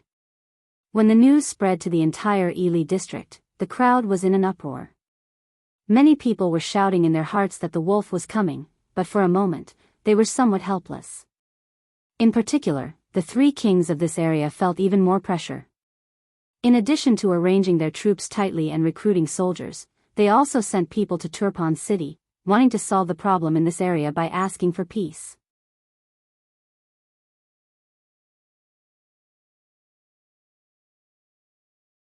Chapter 1230. The only difference between the 3 kings was the leader of Wara, Yeshen. It could be said that he was the one who first came into contact with Yang Qindong. At that time, Yang Qindong was only the 6th brother of the Yang family and had not shown any military talent. In less than 10 years, Yang Chendong already had a territory that was countless times larger than his own. This made him feel ashamed, and at the same time, he knew that such an opponent would not back down, let alone talk about peace. Not putting his hopes on peace talks, Yeshen also did not contact the kings of the three kingdoms. In his view, since the five-star army came and they could not talk about peace, then the three kingdoms could not back down and could only fight with the five-star army. Whether or not he allied with them would not change this fact. Since that was the case, why would he need to ally with them? If he had the time, it would be better to look further and find a stronger ally to resist the five-star army. The allies that Yeshen targeted were the descendants of the Mongol White Horde, Jiani Bek Khan and his brother Kelai. In 1428 AD, the White Horde was divided, and a bull seized the opportunity to seize the ruling power of the White Horde. He and his brother Kelai rebelled against a bull's rule. After they were defeated, they led their troops to seek refuge in the eastern Chagatai Khanate. They were not welcomed by the Khanate and were arranged to be nomads between the Chu and Taraz rivers. Kelai and his men supported Jiani Bek Khan and established the Kazakh Khanate. At this time, the two of them had just become Khans. The entire Kazakh Khanate was still in a period of instability, and there were still some opposing forces that appeared from time to time. In order to gain the trust of the two brothers, Yeshen sent one of his most trusted and one of the four remaining generals, Bo-Mur, to lead 50,000 elite Walla cavalry into the Kazakh Khanate and eliminate the opposing forces one by one. In more than a month, who knew how many people they had killed, gradually stabilizing Jiani Bek Khan's position and gaining the friendship of his brother Kelai. Seeing that it was about time, Bo-Mur brought up the matter of the five-star army. He even mentioned that if the lips were gone, the teeth would feel cold. Just like the rise of the Mongol Empire in the past, the five-star army will also slaughter their way over like our ancestors. At that time, we will all become prey and be at their mercy. This was what Bo-Mur had told Janibek Khan and his brother Kalei. After that, some information regarding the five-star army was sent to the two of them. The strength and rise of the five-star army quickly aroused the vigilance of the two brothers. It was not easy for them to obtain their current territory. Of course, they would not allow others to seize it. In order to stabilize their forces, they quickly decided to send out their troops. Kelai personally led 80,000 cavalrymen and followed Bo-Mur into the Ili region, directly converging with Yeshen's troops. Yang Chendong did not know about any of this. Yang Shi's intelligence network was indeed very powerful, but he didn't pay much attention to Kazakh, which was still very far away. In his eyes, attacking and occupying Kazakh wasn't the most important thing at the moment, so he just established a small intelligence group there. In addition, that region had always been in chaos, so the intelligence network could not be of any use. This allowed the five-star army to have an additional 220,000 cavalrymen under their noses. Moreover, they were all elite cavalrymen that no one had discovered. Just like how Yang Chendong was mobilizing his troops, the enemy was also mobilizing their troops. Everyone was not idle and was racing against time to prepare. It was as if a storm was brewing. How could Yang Chendong, who was in the Turpan Palace, not know that the enemy was also preparing for war? In particular, the emissaries from the three countries had just been chased away by him. As for the idea of compensation from the three countries, he gave the most direct rejection. In his eyes, if they surrendered now, the army could live, the people could live, and even the king could live. He would give them all the best arrangements. However, it was impossible for him to withdraw his troops. The emissaries from the three countries left with regrets. Yang Chendong knew that there was no other way but to fight. It was only a fight. Who was he afraid of? Yang Chendong had absolute confidence in the five-star army. Once the reinforcements arrived, he would have enough troops. That would be the time for him to launch an all-out attack. And just as Yang Chendong was thinking about the next military plan and which country to attack first, an urgent report suddenly appeared. The world's first cavalry division stationed at the Ala mountain pass sent an urgent message, and Ili suddenly sent 80,000 troops to surround them in this area. The 1st Cavalry Division could be said to be the most powerful army under Yang Chendong's command. In terms of cold weapons alone, even Leng Feng was no match for them. If even they sent an urgent message, one could imagine how bad the situation was. Young master, according to Commander Tianhu, they are not in any danger now, but there is no direction to break out of the encirclement. Once time passes, food will become the biggest problem. Please make a decision as soon as possible. Beta Persei, who was acting as an advisor, came to this conclusion after reading the telegram and the sand table placed in front of him. Yang Qindong supported this point of view. With the strength of the 1st Cavalry Division, it was very difficult for anyone to find trouble with them. Now that they were not breaking out of the encirclement, they were just looking for and waiting for an opportunity. Of course, it was not that the 1st Cavalry Division was not unprepared for this trip. On the contrary, they were fully prepared. Otherwise, they would not have appeared alone at the Ala Mountain Pass. If only 80,000 people wanted to find trouble with them, it would be difficult. However, if the enemy increased the number of troops, the situation would become serious. According to Tianhu, looking for an opportunity to find the weakness of the Ili Cavalry Division that was surrounding them. Waiting was to see if Yang Qindong had a better battle plan, such as cooperating with the enemy from the inside and outside.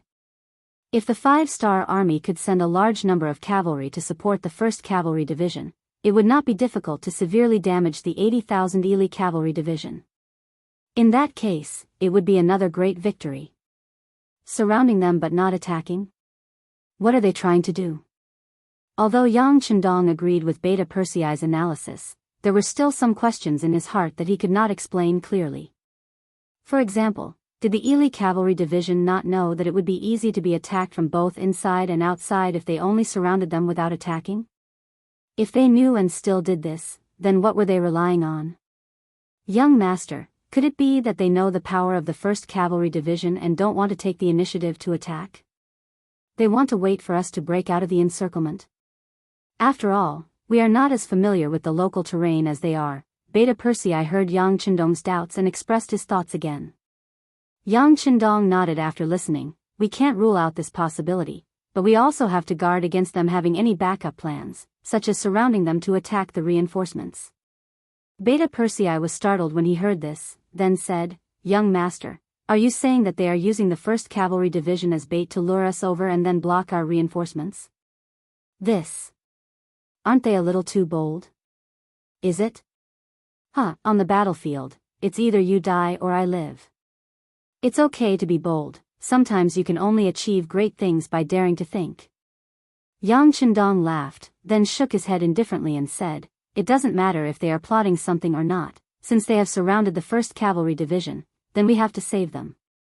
In this case, get the Far Eastern Army's 1st Cavalry Division's division commander, Dai Qua. The 1st Cavalry Division was surrounded near the Ala Mountain Pass, which was indeed Ili Cavalry Division's doing. The reason why they did this was just as Yang Qindong thought.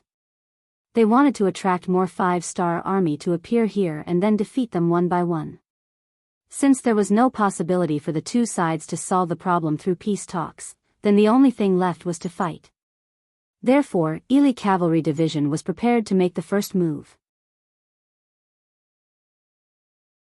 After contacting Yarkand and Turpan, they sent 80,000 cavalrymen to block the 1st Cavalry Division at the Ala Mountain Pass. With 80,000 cavalrymen against the 16,000 soldiers of the 1st Cavalry Division, it was exactly 5 times their strength. This was the reason why Ili Cavalry Division dared to do this. They had even more confidence because of the support of the Yarkiang Kingdom, the Turpan Kingdom, and the Vala tribe. Yes, after Yeshen received the support of 80,000 cavalrymen from the Kazakh Khanate, his military strength reached 220,000. This gave him the confidence to compete with Yang Qindong again. Not to mention, this time, they were in the dark, while the 5-star army was in the light, and with the full support of Ili Cavalry Division, he really couldn't think of any possibility of failure. The defeat of the allied army under the Turpan Kingdom taught the 3 kings a good lesson. After the incident, although they had criticized each other, the moment they sat down, the grim situation forced them to unite and fight against the 5-star army. After experiencing the trauma of the war, the foundation of the alliance became firmer. After seeing the power of the five-star army, the three kingdoms started to recruit more soldiers. This wasn't just about the gains and losses of a city or a land. It involved the destruction of a country, so they couldn't help but muster up all their energy. Under the recruitment, the military strength of the three kingdoms was constantly increasing. Among them, Ili Cavalry Division recruited 100,000 soldiers, increasing their military strength to 270,000. Yarkand recruited 100,000 soldiers, increasing their military strength to 220,000. Turpan was even more impressive. They had always been hiding their soldiers among the people. This time, they recruited 150,000 soldiers, increasing their military strength to 250,000. If the 140,000 from Wara and the 80,000 from Kazakh were added, they would have another 220,000 soldiers. In total, they had nearly 1,000,000 soldiers, and most of them were cavalrymen who were good at fighting. If it wasn't for this recruitment, the five powers wouldn't have known that they had such great power. When this number was placed in front of them, it gave them endless confidence. Otherwise, they wouldn't have dared to attack the strongest of the five-star army, the 1st Cavalry Division.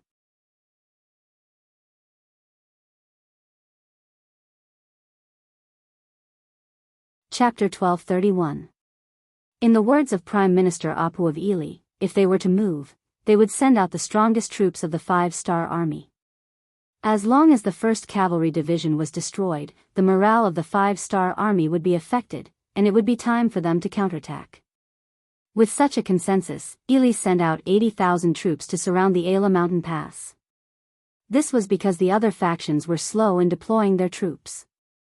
Otherwise, it wouldn't be 80,000 troops, but 180,000 or 280,000. Surrounding the 1st Cavalry Division was only the first step of Apu's plan. While he urged the other factions to send more troops, he was also waiting for the five-star army's response. If they wanted to break out of the encirclement, he would use his advantage in numbers to deal a heavy blow to them. On the other hand, if they decided to defend and wait for reinforcements to arrive, he would be able to use this time to dispatch more troops here and kill off the reinforcements one by one. Now that Apu had made the first move, it was time to see how the five-star army would react. He wanted to see how the famous King Wunan of Daimyang would break out of this situation. Apu didn't have to wait for too long before the five-star army's reinforcements appeared. It was the Liaodong Army's 1st Cavalry Division. A total of 8,400 people rode out of the city. This scene was quickly noticed by the scouts and was reported to Apu and the other factions. They really are preparing for a middle attack. But this Bugnam of Gojoseon is looking down on someone too much. He only sent out 10,000 cavalry. Does he really think he can turn the situation around? Men, inform King Harden Barter and ask him to make a move. After receiving the report, Apu revealed a look of understanding. In his view, Yang Chendong's move wasn't very smart. Just as a huge battle was brewing in Ili and could erupt at any time, a group of unexpected guests came to Shajing City. The reason why it was called a group was because they didn't have many people, only 6 in total. Moreover, they were all very young. None of them were over 30 years old. Some of their faces were still brimming with youthfulness.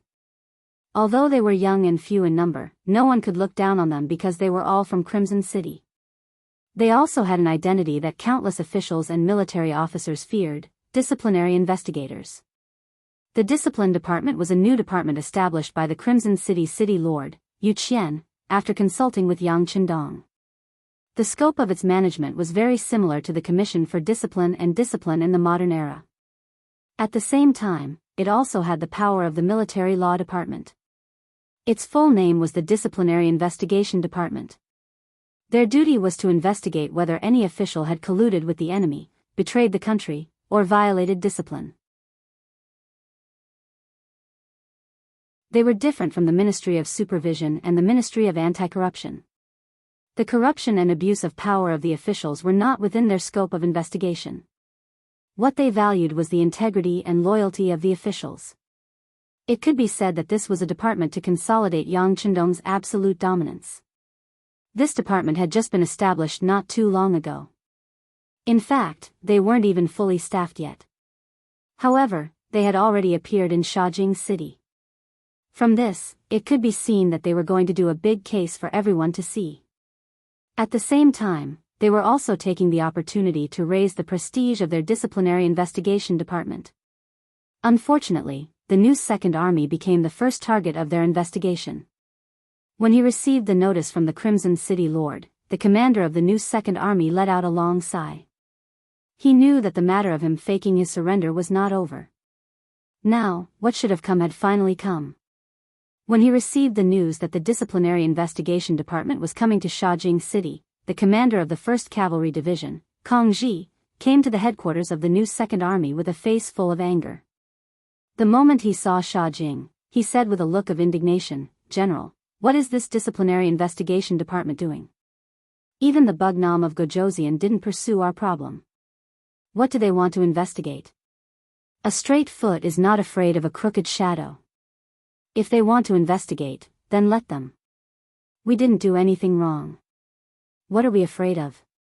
Although Jianghu was also a little angry, considering that Su Yuan was recommended by him and that he really did betray him, just based on this point, even if it was a big mistake that couldn't be remedied, it could only be investigated by others.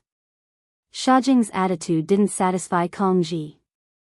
He didn't come just to complain, but also to come up with an idea.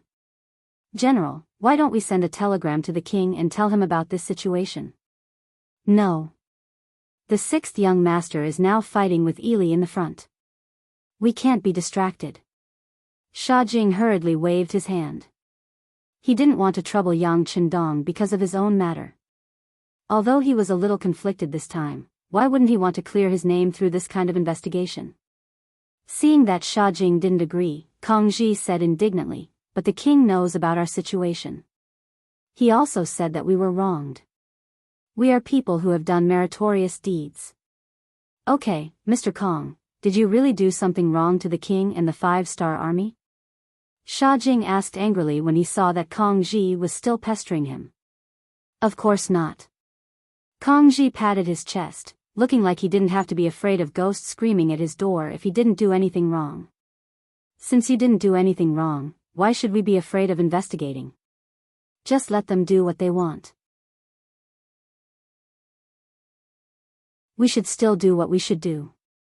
Jianghu waved his hand as he said this, but then his tone softened a lot. "Actually, this might not be a bad thing. After the investigation, there won't be any problems. Our new Second Army can be considered to have turned over a new leaf, and other people won't be able to pester us about this problem anymore." Kang Ji, who originally wanted to continue refuting, heard this last sentence. His eyes couldn't help but light up. "That's right. Anyway, we have never betrayed the king or the 5-star army. If they want to investigate, let them investigate. After this investigation, they must give us a conclusion." Seeing that Kang Ji had finally thought it through, Jianghu also let out a sigh of relief. What he was most worried about was that the officers under him would be conflicted, which would affect their work. One had to know that the provisions, soldiers, and civilians that were heading to the Ili area had to pass through Jianghu City. Jianghu City had to receive a lot of people every day, so it was absolutely impossible to go on a business trip. "Don't worry. Castellan Yuqian has already given us an accurate answer. After this investigation, there will be a conclusion. With this conclusion, no one will talk about the new Second Army's past." Jianghu calmed Kang Ji's anger, but he didn't know that some people were angry because of this. At this moment, in front of Jianghu City, 6 young people were standing there. Their faces were very ugly. The leader was wearing a long robe. At this moment, he was frowning and covering his nose. From time to time, there would be civilians and soldiers entering the city. When they walked past him, they would bring different smells, which seemed to make him very annoyed. Speaking of which, he had always lived in Qiqian City. The hygiene there was excellent, and the air was good. When had he ever seen such a scene?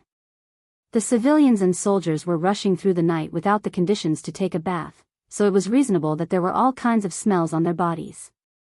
This made Muda, the leader of the Disciplinary Investigation Department, have an ugly expression. What made him even uglier was that he had already arrived at the entrance of Jianghu City, but there was still no crowd to welcome him. Although Yang Chendong advocated that Yang Xie didn't like to do such things, but when he really came, there wasn't even a single person to welcome him. This made Muda angry. From his point of view, this was the new Second Army not putting him and the disciplinary investigation department in their eyes. You better not have any problems. Otherwise, I will make an example out of you. After a flash of anger passed through Muda's heart, he covered his nose again. He raised his head and waved his hand as he led his 5 team members into Shajing City.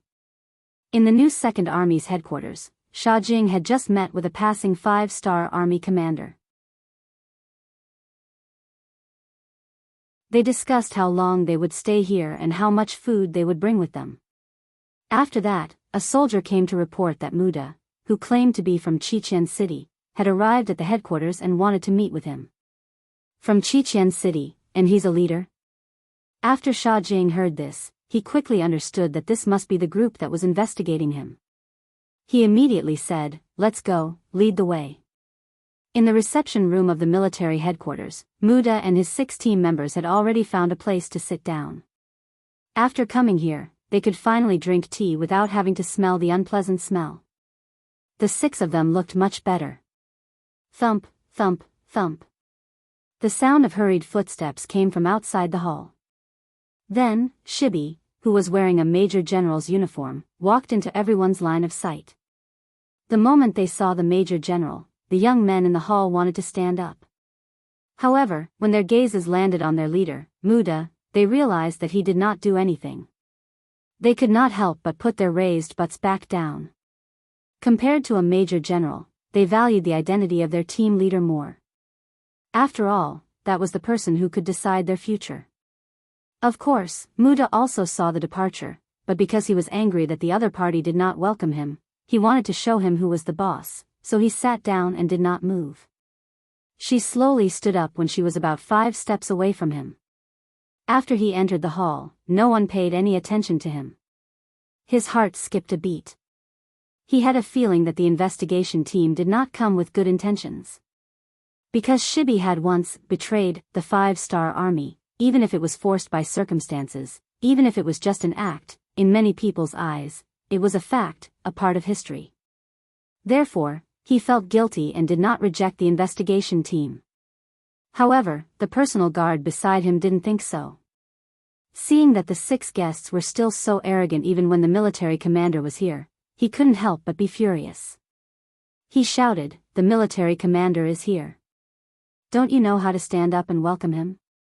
Muda, who had already raised half of his buttocks, heard this and sat back down. He then said in an annoyed tone, "Oh, I didn't know that Commander she was so arrogant. I say, Commander, you won't punish us for not welcoming you, right?"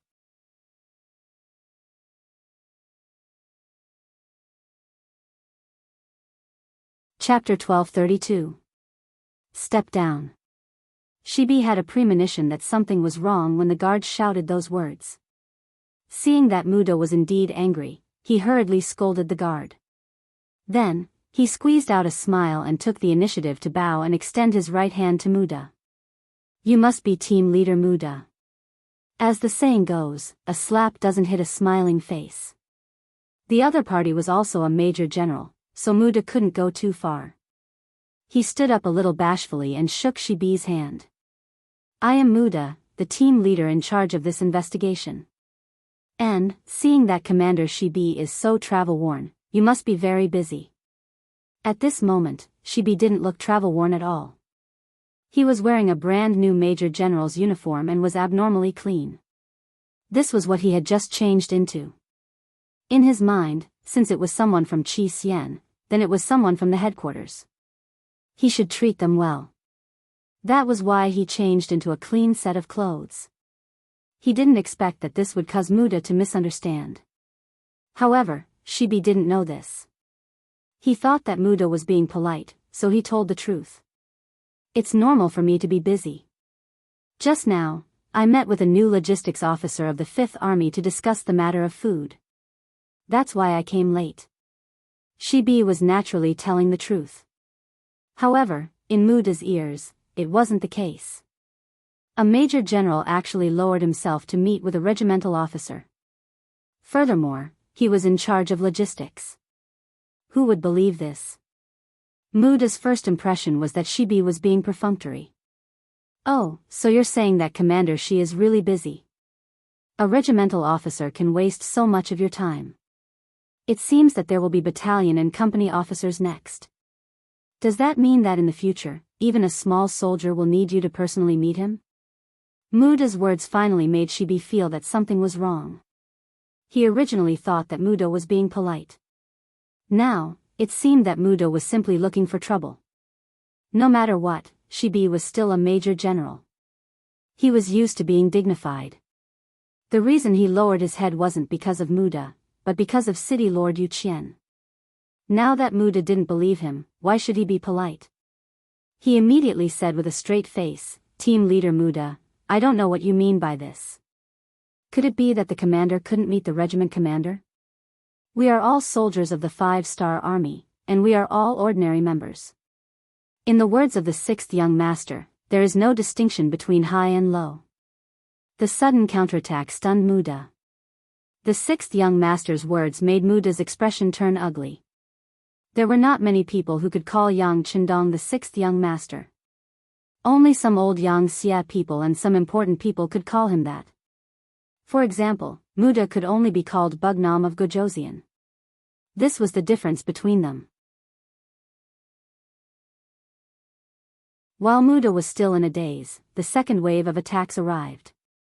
"Leader Muda, what you said just now is just a small soldier. I don't agree with that either. The reason why the 5-star army was invincible was because of the joint efforts of countless ordinary soldiers. There are no small characters among them, so please be careful with your words." It was a slap to the face. Initially, he wanted to show off his strength to the other party, but now, he was the one being taught a lesson. However, the parting words were extremely dignified and reasonable. Even if Muda wanted to refute, he couldn't. For a moment, he could only stand there with his face alternating between red and white. He knew that he would offend team leader Muda, but he was not afraid. He was confident that he would not be investigated. Of course, he wouldn't stick his warm face to some cold butt. He immediately turned around and left with the excuse that he was busy with work. She had only appeared for a short while before leaving. He did not even recognize the other members of the task force and did not even greet them. This angered everyone. Among them, Muda's assistant, Chang Wu, said angrily, "Humph. What was there to be proud of?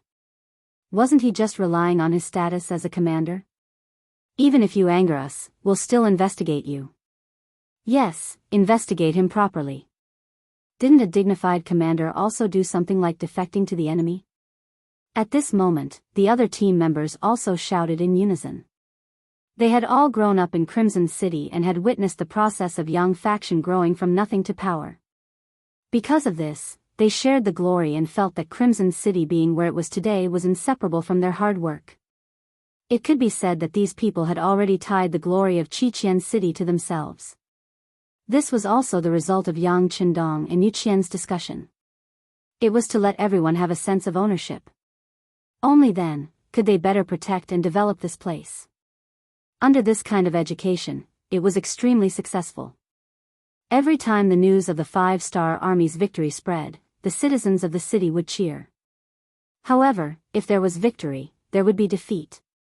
Just like when the new Second Army surrendered to Baiming, when this matter spread to Qiqian City, who knew how many people scolded Shibei for being an ingrate, and these few were among them. With preconceived notions, it would be strange if they had a good impression of Shibei. Even though the new Second Army returned to Yang Xia's embrace, in many people's eyes, it was just because they couldn't bear to part with him. Who asked Yang Xia to make the 5-star army so powerful? What else could they do if they didn't surrender? This was also the reason why the investigation team came to the new Second Army. Some of them suspected that Shibei was a disloyal person. In addition, the investigation team had just been established and they needed to establish their authority. What could be more influential than investigating a commander? Therefore, Muda came here with the intention of finding problems and finding fault with them. This kind of nitpicking goal was not to mention that the new Second Army had already gone through a period of turmoil. Even if it didn't, there would still be turmoil. That was the truth. After meeting with Shibei on bad terms, Muda and the others began to get busy. They used their authority to find many of the new Second Army's low-ranking officers to have a heart-to-heart talk. Although it was called a heart-to-heart talk, it was actually coercion and enticement. They took the initiative to guide the results they wanted. The commander of the 1st Cavalry Division, Kong Ji, quickly found out about this matter. He originally wanted to go and tell Shiba about it, but after thinking about how his previous visit to Shiba was fruitless, he actually went straight to the 6th base in a fit of anger. He directly said that they were here to cause trouble, and had a huge argument with Captain Muda. Muda was put on the spot by a division commander. In a fit of anger, he found the members of the public security in Jianghu City. They had already received orders from Jianghu City to cooperate with the investigation team. Immediately, a team of 20 people walked out and went to the 1st Cavalry Division's headquarters to arrest Division Commander Kong Ji. It was naturally impossible for 20 members of the public security to do as they pleased in the headquarters. As soon as they entered the headquarters, they were surrounded by the guards. All the weapons in their hands were also taken away, waiting for Division Commander Kong Ji to deal with them. To everyone's surprise, Kong Ji actually let these people go and returned their weapons. Not only that, he also took the initiative to walk out of the headquarters with the 20 members of the public security. The moment he walked out of the door, he looked back at the door with a determined look in his eyes. Kong Ji was taken away in front of many officers in the headquarters. This news immediately reached Shibei's ears. He immediately rode to the investigation team's office. Unfortunately, he didn't even see Muda. Only his assistant, Jianghu, stopped him. Commander Shi, Kong Ji has a big problem. He is currently under investigation. Before the problem is solved, no one is allowed to see him. Please go back. After saying this, Jianghu immediately asked the members of the public security team to close the door and shut Shibei out. After being given the cold shoulder, Li Xian's face turned extremely ugly. He swayed on the horse and fainted. Fortunately, the bodyguard beside him reacted quickly and caught him. However, because of this, Li Xian still fell ill. An army's work schedule was instantly affected when both the commander and the 1st Division commander couldn't work at the same time. The most direct result was that many soldiers, civilians, and food supplies passing through Jianghu City to Lianli had to stop because of this. The longer they stopped, the more complicated the problem would become and harder to solve. The other officers of the new Second Army saw that the situation was getting out of hand and quickly notified the new First Army. In a sense, everyone was a military unit, but the new Second Army was under the management of the new First Army.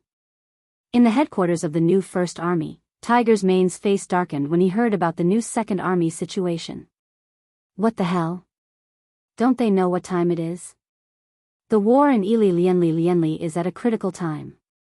Why do they need an investigation team? That's right, Tiger's Mane. I think these people are just here to cause trouble. The Logistics Division commander, Yang Si, also nodded and said in agreement. He was a practical person and admired people who did things. He hated it when people stabbed people in the back. No, Jianghu City is a transit battle zone. We can't let it fall into chaos.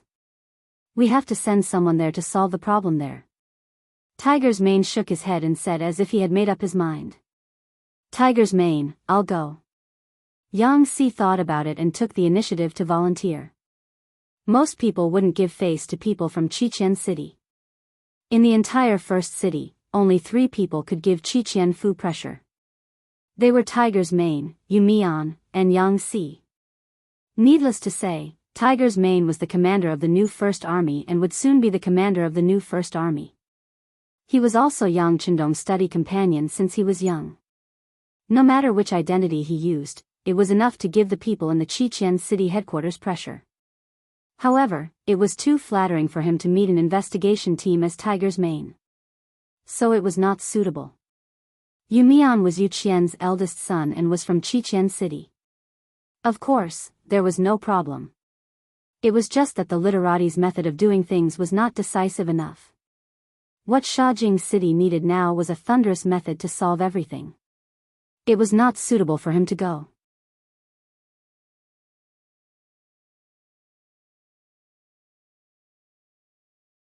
Chapter 1233. In the end, only Yang Si was left. Although he was only a logistics division commander, his authority in the rear was greater than that of any army. In addition, he was a servant of the Yang family manor and was one of Yang Chendong's most trusted people. He was the most suitable person to go. Okay, you go. Investigate the matter as thoroughly as possible. As long as you don't violate discipline, you can be more decisive. Tiger's Mane hesitated for a moment before agreeing to Yang Si's request. Tiger's Mane, don't worry. I know what to do. Yang Si nodded and left the new army headquarters. He returned to the logistics division and found a few deputies to arrange a task for him. Then, he set off with a small team of 50 soldiers. Shajing City. The bustling city was about to become chaotic. Facts proved that the army could not do without a leader. Without the unified management of the army commander, the other 3 division commanders found it difficult to control the situation no matter how hard they tried. Not to mention, the 3 division commanders were also angry. In their view, the investigation team was clearly looking for trouble. With such a mentality, it would be strange if they could do a good job.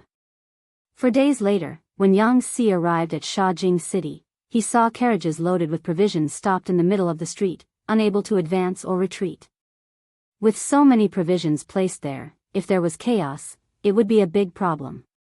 Yang Si's eyes flashed with anger. He asked the staff of the new Second Army who came to greet him. After learning the location of the investigation team, he spurred his horse and rushed straight there.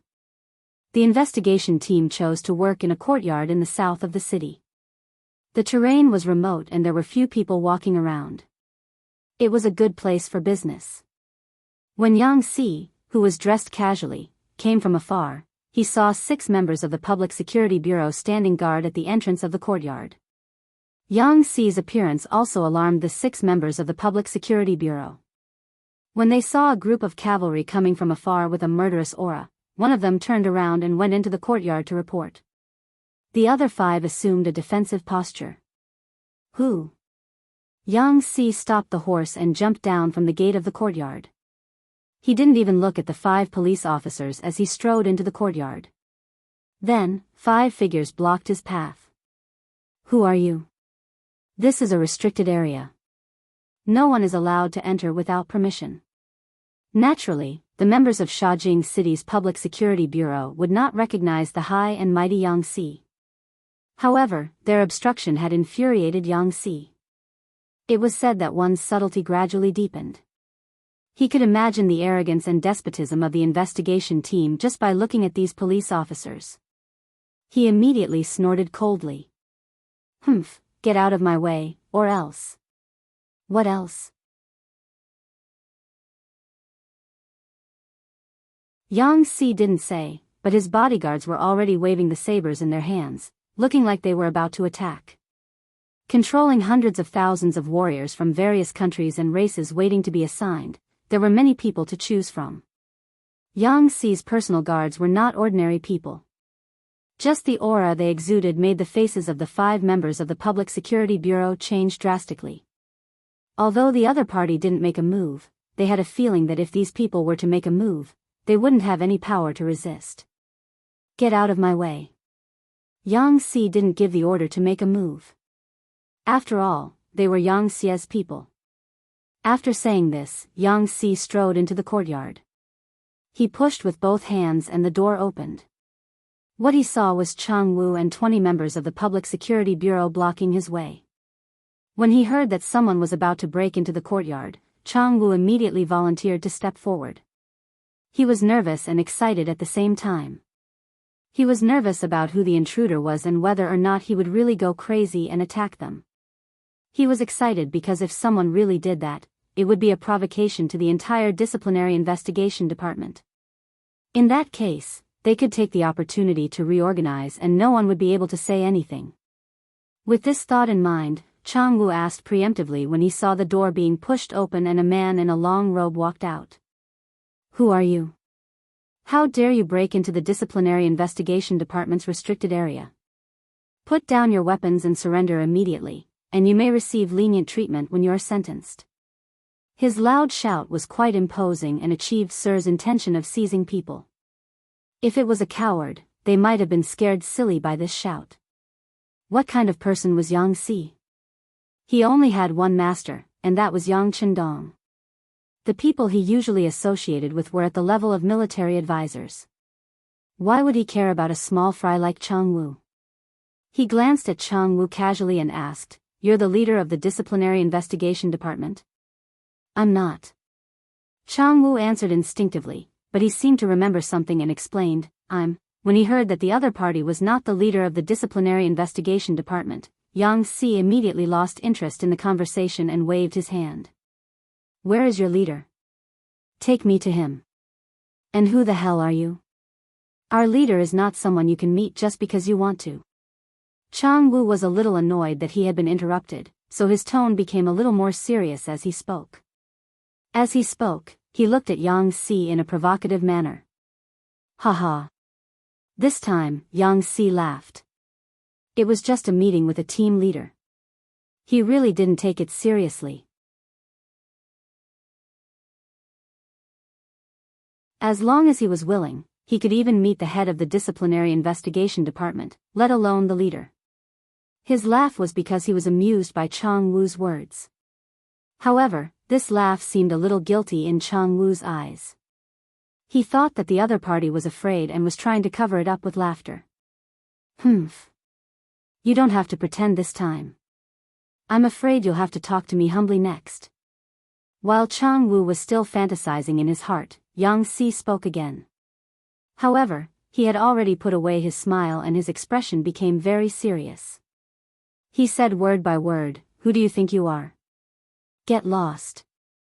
The friendly gesture that he was waiting for did not appear. Instead, he was shouted angrily. This made Jianghu's expression change drastically. He involuntarily stretched out his right index finger and was about to curse. Before he could speak or do anything, the bodyguards brought by Yang Si moved again. One of them rushed forward and dislocated Jianghu's chin. Then, he swallowed the words that he wanted to say. Then, one of them flashed an identity token in front of the more than 20 members of the Public Security Bureau who were making a move.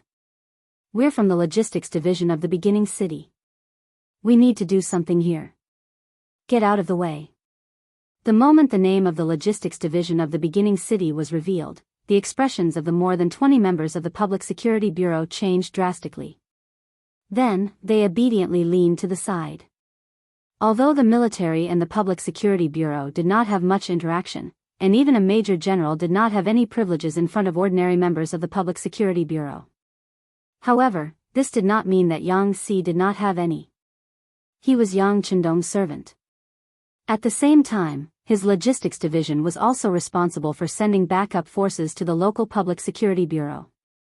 For example, some young and strong men who were not selected by other armies were likely to turn around and enter the local Public Security Bureau. Some old veterans who were injured but not very seriously would also be sent to the Public Security Bureau. These things were all decided by the Logistics Division. Therefore, Yang Si could be said to be normal for them. When they thought about how even their branch chief had to smile when he saw the Logistics Division, they were just ordinary members. What was the big deal? They could not afford to offend such a person. Immediately, they hurriedly retreated to the side, looking as obedient as they could be. Yang Si did not look at them again. This time, he came to look for the investigation team leader.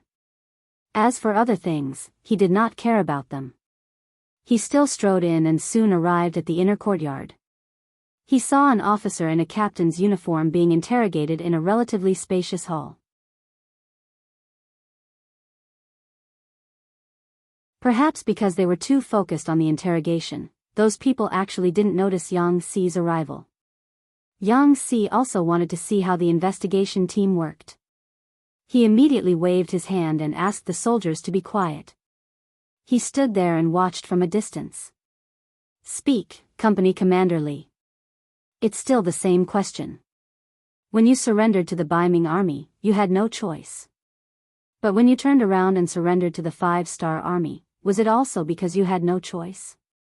The person who was interrogating was the team leader, Muda. At this time, he was looking at the company commander named Li Yun with a serious face. To be able to become a company commander, one must have experienced life and death situations. They were all on the front lines. People like this, there were tall, short, fat, thin, and had different education levels. They might even be different races. However, they all had one thing in common, which was that they were not afraid of death. Facing the serious Muda, Li Yun's face did not have any seriousness. Instead, he laughed and said, I say, Team Leader Li, you have asked the same question many times. I have also answered many times. At that time, Shaojing City and Jingzhou City were heavily surrounded by the Biming army. There were no reinforcements on the outside and no food on the inside. We had no choice but to feign civility and surrender to the Biming army. However, our hearts have always been with the 5-star army. It is best described as being in one's camp while our hearts are in another's camp. As for us returning to the 5-star army, everyone was willing. It was also the result of everyone's wishes. What is there to be helpless about? Shut up. Hearing Li Yun still say the same thing, Muda angrily said, Company Commander Li, please face my question. I am not answering. Li Yun's expression became more serious as expected. However, the words he said made Muda and the others quite angry. But what I said is the truth. I can't go against my conscience and say what you want. What do you mean by what we want? We are investigating the truth. Muda, who was angered by Li Yun's behavior, snorted coldly and said, Fine, since you said that you have always been loyal to the 5-star army, then let me ask you, how did Captain Wuxia die? Was it your commander who killed him personally?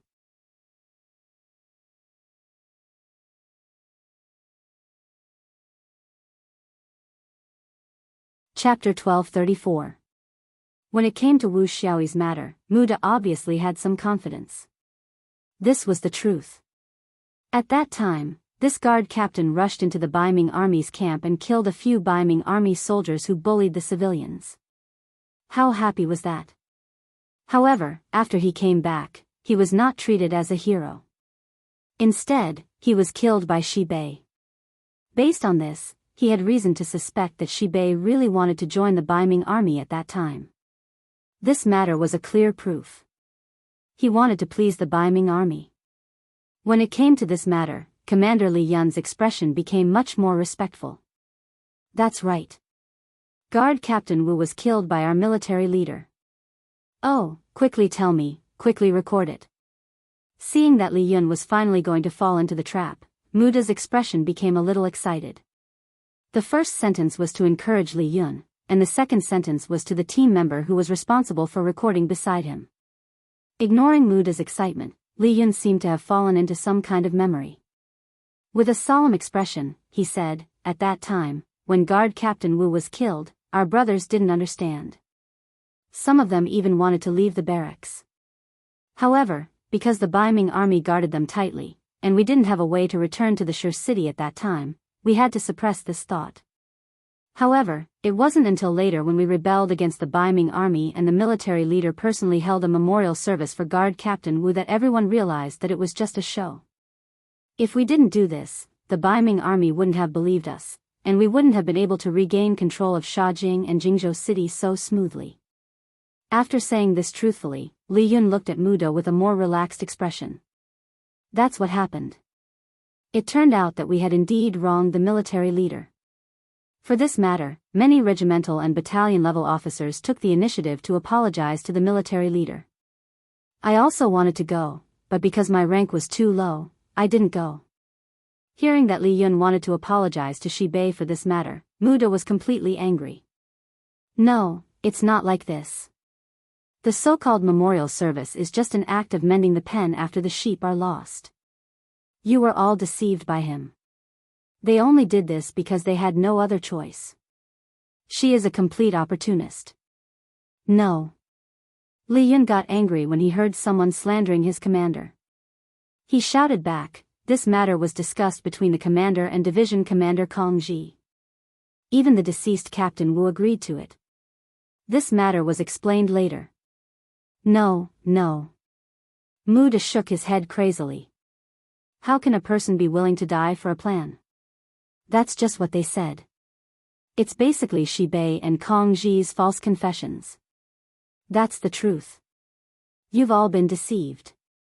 With Wood's way of thinking, he could not accept the fact that someone had died in order to complete a quest. Moreover, the completion rate of this quest was so low. Therefore, he would never believe that such a thing would happen. From this, he concluded that all of this was a conspiracy that Shi Bei and Kong Ji had discussed. Because of this, he had detained Kong Ji in order to cause chaos in Shi Bei's army. Now, Shi Bei was indeed staying at home. Although it was said that he was recuperating, according to his analysis, this was clearly a manifestation of fear. Mu De was still shouting and yelling. He even wanted to force Li Yun to admit everything. As a bystander, Yang Si couldn't stand it anymore. Some people didn't understand Wu Xiaoyi's actions. However, as someone who was also from the military, he believed that when things were urgent, someone would make such a sacrifice. On the battlefield, there were many people who sacrificed themselves to save their comrades. Yang Si didn't want to see Mu De oppressing Li Yun like this. He coughed lightly and walked out. This sound also attracted everyone's attention. When Mu De realized that there were still bystanders in the courtyard, his expression darkened. He said with obvious displeasure, "Who are you? Who allowed you to be here? Where's Chang Wu? Where are the public security team members who are maintaining order? There's no need to yell. They're all outside. They've been restrained by my men," Yang Si said as he strode forward. When he heard that Yang Si had restrained Chang Wu and the others, Mu De's face flashed with anger. "Who are you? Who gave you the authority to do this? Who gave you the authority to coerce and extort confessions? Is this how the people in the disciplinary investigation department work? Humph. I'm going to ask Chief Guan Wenjing about this.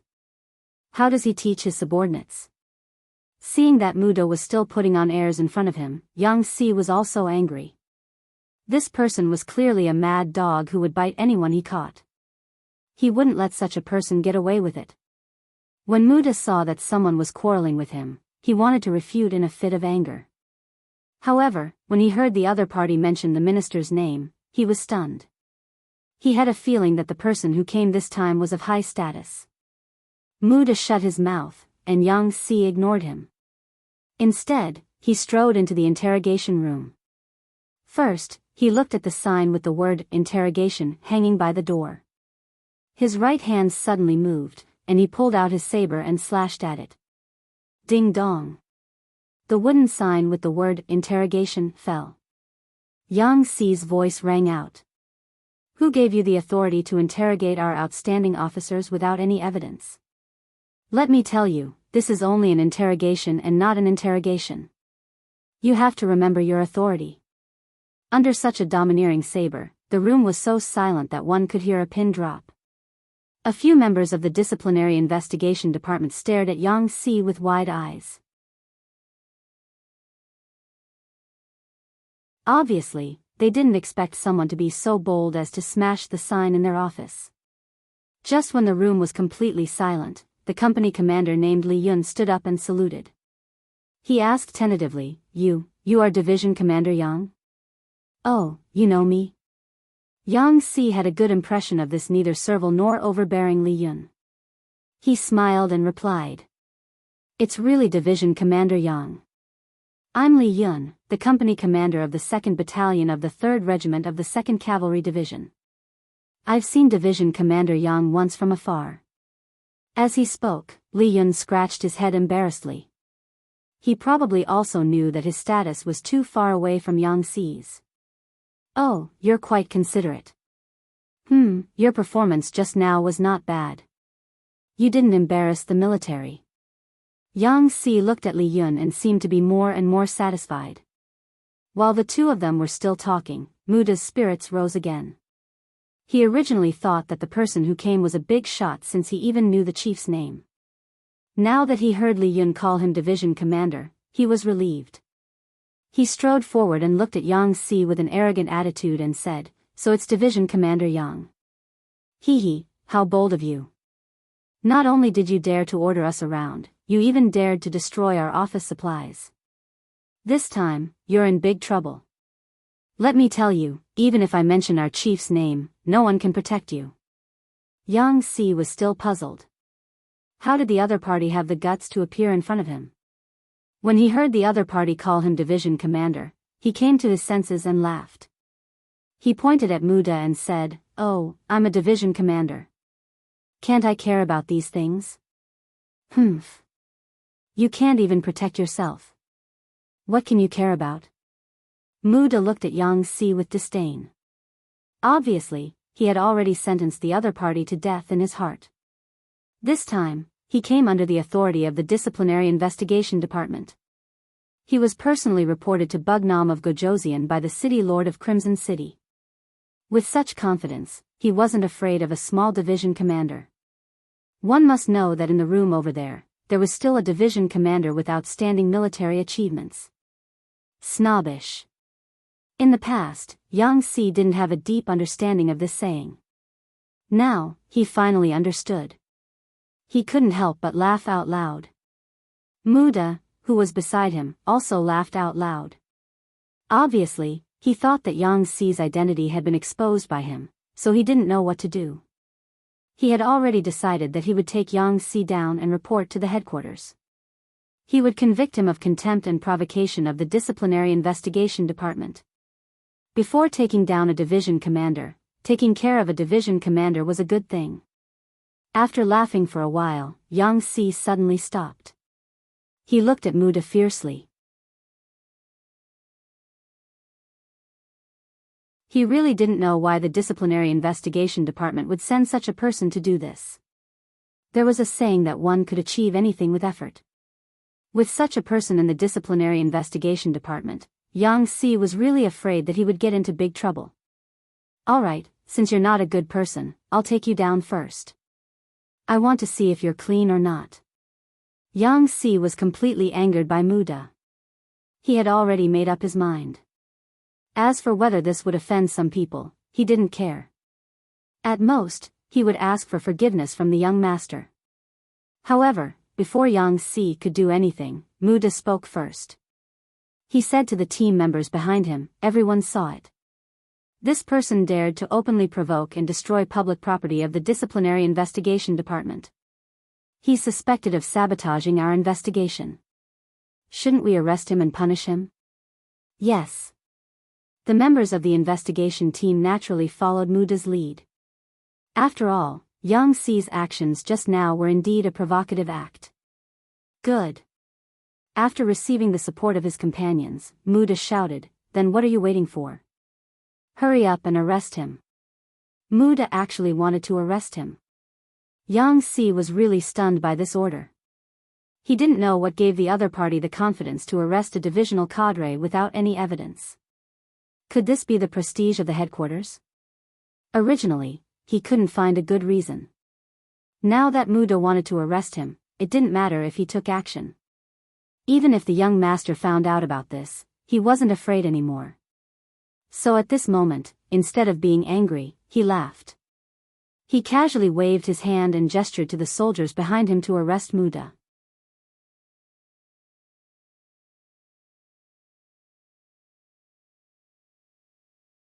Chapter 1235. These bodyguards might not be able to out-talk the people from the investigation team, but if they were to fight, who would be their match? At that moment, the bodyguards swarmed forward, and the 5 members of the investigation team, including Mold, were crudely pressed to the ground. "What are you doing? Are you trying to rebel?" Muda was furious when he saw that his division commander had actually made the first move. It's not up to you to decide whether we're rebelling or not. I see that you don't have any other abilities, but you're quite good at making accusations. Men, lock them up and interrogate them properly. I want to see how clean they are. Yang Si was also furious. This time, he wanted to investigate them properly. Since he had already made a move, he wanted to see things through to the end. He had a feeling that there must be something behind Muda, who was easily bullied and feared the strong. Yang Si immediately took action and captured him.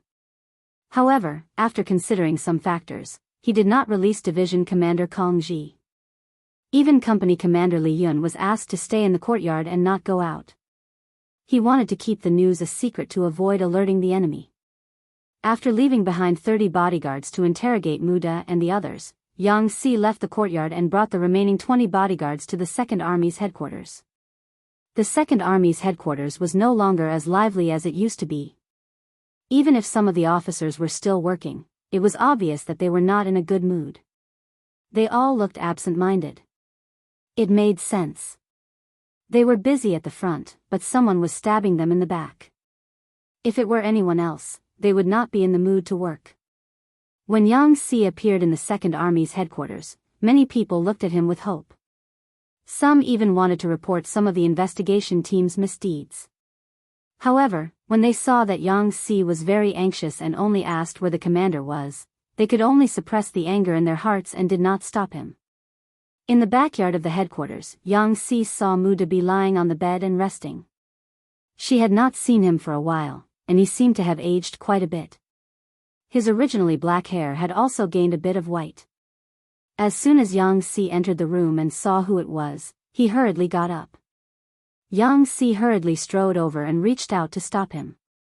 Commander Shi, there's no need to be so polite. If you're not feeling well, just lie down for a while. Sigh, actually, I'm fine physically. It's just that I'm mentally tired. Shibei spoke to Yang Si as if he had seen his savior. He had already forgotten to be polite.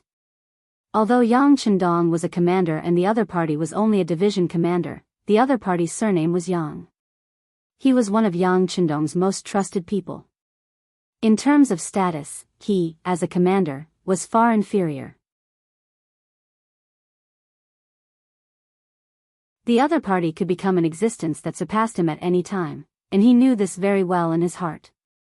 Yang Si felt a burst of discomfort in his heart as he listened to Li Dong's words. A general who was good at war and strategizing was forced to lie in bed. This was the work of the investigation team. They really couldn't accomplish anything, but they were good at spoiling things. Commander Shi, you've been wronged. Yang Si didn't know what to say. Just one sentence was enough to make this general, who had killed in all directions on the battlefield and didn't even frown in the face of death, cry. A good man with iron bones couldn't stand being wronged the most. At this moment, Shibei seemed to have found a soulmate. He stepped forward and held Yang Si's hand tightly. Division Commander Yang, please tell the 6th young master that I've never really betrayed the 5-star army.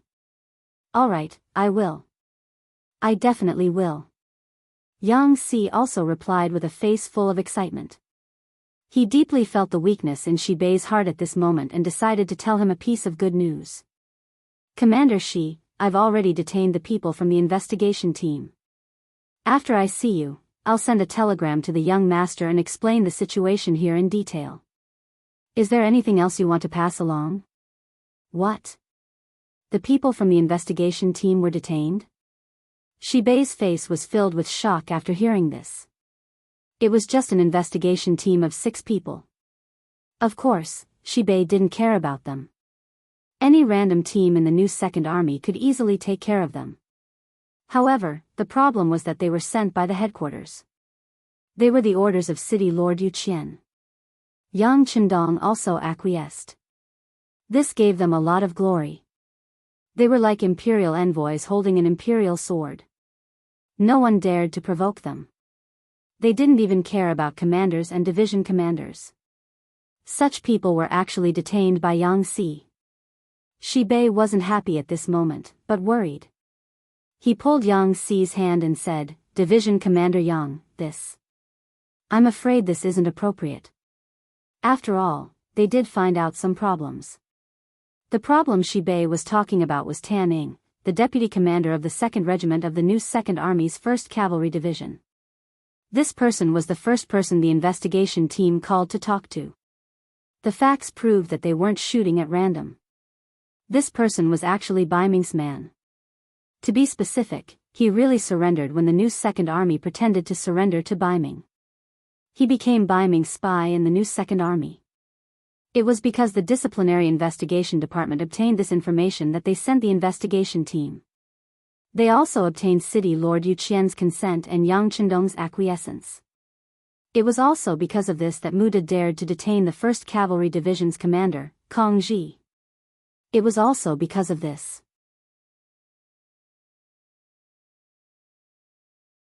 It was also because of this that Shibei couldn't raise his head. This was because he couldn't guarantee that there weren't any Biming spies in the new 2nd Army. This also made the investigation team open and aboveboard. The problem wasn't discovered by them. It was our intelligence department that obtained this clue first and then reported it to the headquarters. Then, it was handed over to the Disciplinary Investigation Department to handle. At the end of the day, Muda and the others only benefited from this information. Yes, that Tan Ing deserves to die. He actually ate our 5-star Army's food and worked for Biming. However, this doesn't mean that the other officers are the same. We can't spoil the whole pot of soup because of a piece of rat *T. Don't worry, I know how to report this to the young master. Yang Si said seriously. These words were said with reluctance, and he kept nodding his head. Obviously, he agreed with this statement. Seeing that Shibei agreed with his opinion, Yang Si hesitated for a moment before saying, "But Commander Shi, after Tan Ying's incident, we still have to investigate. My opinion is that we can transfer the new 2nd Army's officers in batches. After we confirm that there are no problems, we can arrange for them to be transferred to new positions." This was the main reason why Yang Si had come to look for other people.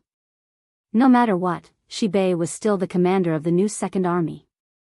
If they were to move her officers, and it was a big move, it was reasonable for them to inform her first. Of course, we won't move the main officers. We also won't move those officers who have already been checked and confirmed that there are no problems. Yang Si was afraid that Shibei wouldn't understand, so he made a promise overnight. They could move the officers, but they couldn't move too many of them. Otherwise, it would really hurt the new 2nd Army's foundation. Yang Si wanted to continue explaining because he wanted to lower Shibei's guard. If even the commander couldn't figure it out, then the new 2nd Army's ability to work would definitely drop. What Yang Si didn't expect was that right after he finished speaking, Shibei already nodded in agreement before he could even say some comforting words. Division Commander Yang Si, I wholeheartedly agree with this matter. After going through this crisis, the new 2nd Army can't be messed up anymore. The headquarters is willing to screen them for us. This will save us a lot of work. Shibei actually agreed. Yang Si said somewhat embarrassedly, "Commander Shi, these are your heartfelt words. You can't let your emotions affect your decisions." Of course they are heartfelt words. First, there was Su Yuan in the new 2nd Army, and now there's Tan Ing. To be honest, I'm almost too ashamed to face anyone. If the headquarters can investigate the background of these officers, it's of course a good thing for the new 2nd Army's combat power. Oh right, I have one more request. Sure enough, Shibei still had a backup plan. Yang Si didn't immediately agree. Instead, he said with a smile, "Commander Shi, there are no outsiders here. Just say what you want. Then I'll say it. I only have one request. Can you let the new 2nd Army participate in the war? Only in war can we quickly gather people's hearts." Shibei said with a face full of hope. He stared at Yang Si's eyes fiercely. Hearing that he wanted to participate in the war, Yang Si shook his head. He could understand Shibei's feelings, but such a big matter was far from being decided by him. The most important thing was that now the new 2nd Army's problem hadn't been thoroughly investigated. No one would be at ease to let such an army rush to the front line. If there was a betrayal before the battle, wouldn't it really cost people's lives? Yang Si had such a thought in his mind, but some words couldn't be said like this. He found an excuse and said, I'm afraid this matter is not easy to handle. Commander, she is also a person who has fought in wars. You should know the importance of logistics and provisions. Right now, Shaojing and Jingzhou are the main transit points for logistical supplies. Your new Second Army is very familiar with the situation here. If another army were to take over, I'm afraid it would be very easy for problems to arise. Of course, this was a reason. Shi Bei could understand the meaning behind these words. In fact, when he made the request, he didn't have much confidence. He said these words to prove his determination. Yang Si immediately rejected, and Shi Bei didn't mention it again. No matter what, the investigation team's people were detained, which was a good thing for the new Second Army. This was because the investigation team was clearly biased. Under the preconceived idea that everyone had problems, it was quite difficult for them to deal with the new Second Army's problem fairly. After comforting Shi Bei also promised that she would throw herself into work with a new attitude as soon as possible. Yang Si left the new Second Army's military headquarters. At the entrance of the military headquarters, he saw the soldiers he brought with him. Master, the interrogation results are out. There is indeed a problem with Muda, let's go back and talk. Hearing that the results were out so quickly, Yang Si was also very surprised. He didn't know that in front of the fierce and murderous soldiers, Muda, who only knew how to talk big but was very afraid of death, couldn't last more than a few rounds. You're tuning in to the Biyao's Wuxia Chronicles YouTube channel. Don't forget to subscribe and join us on this journey to catch the most captivating stories.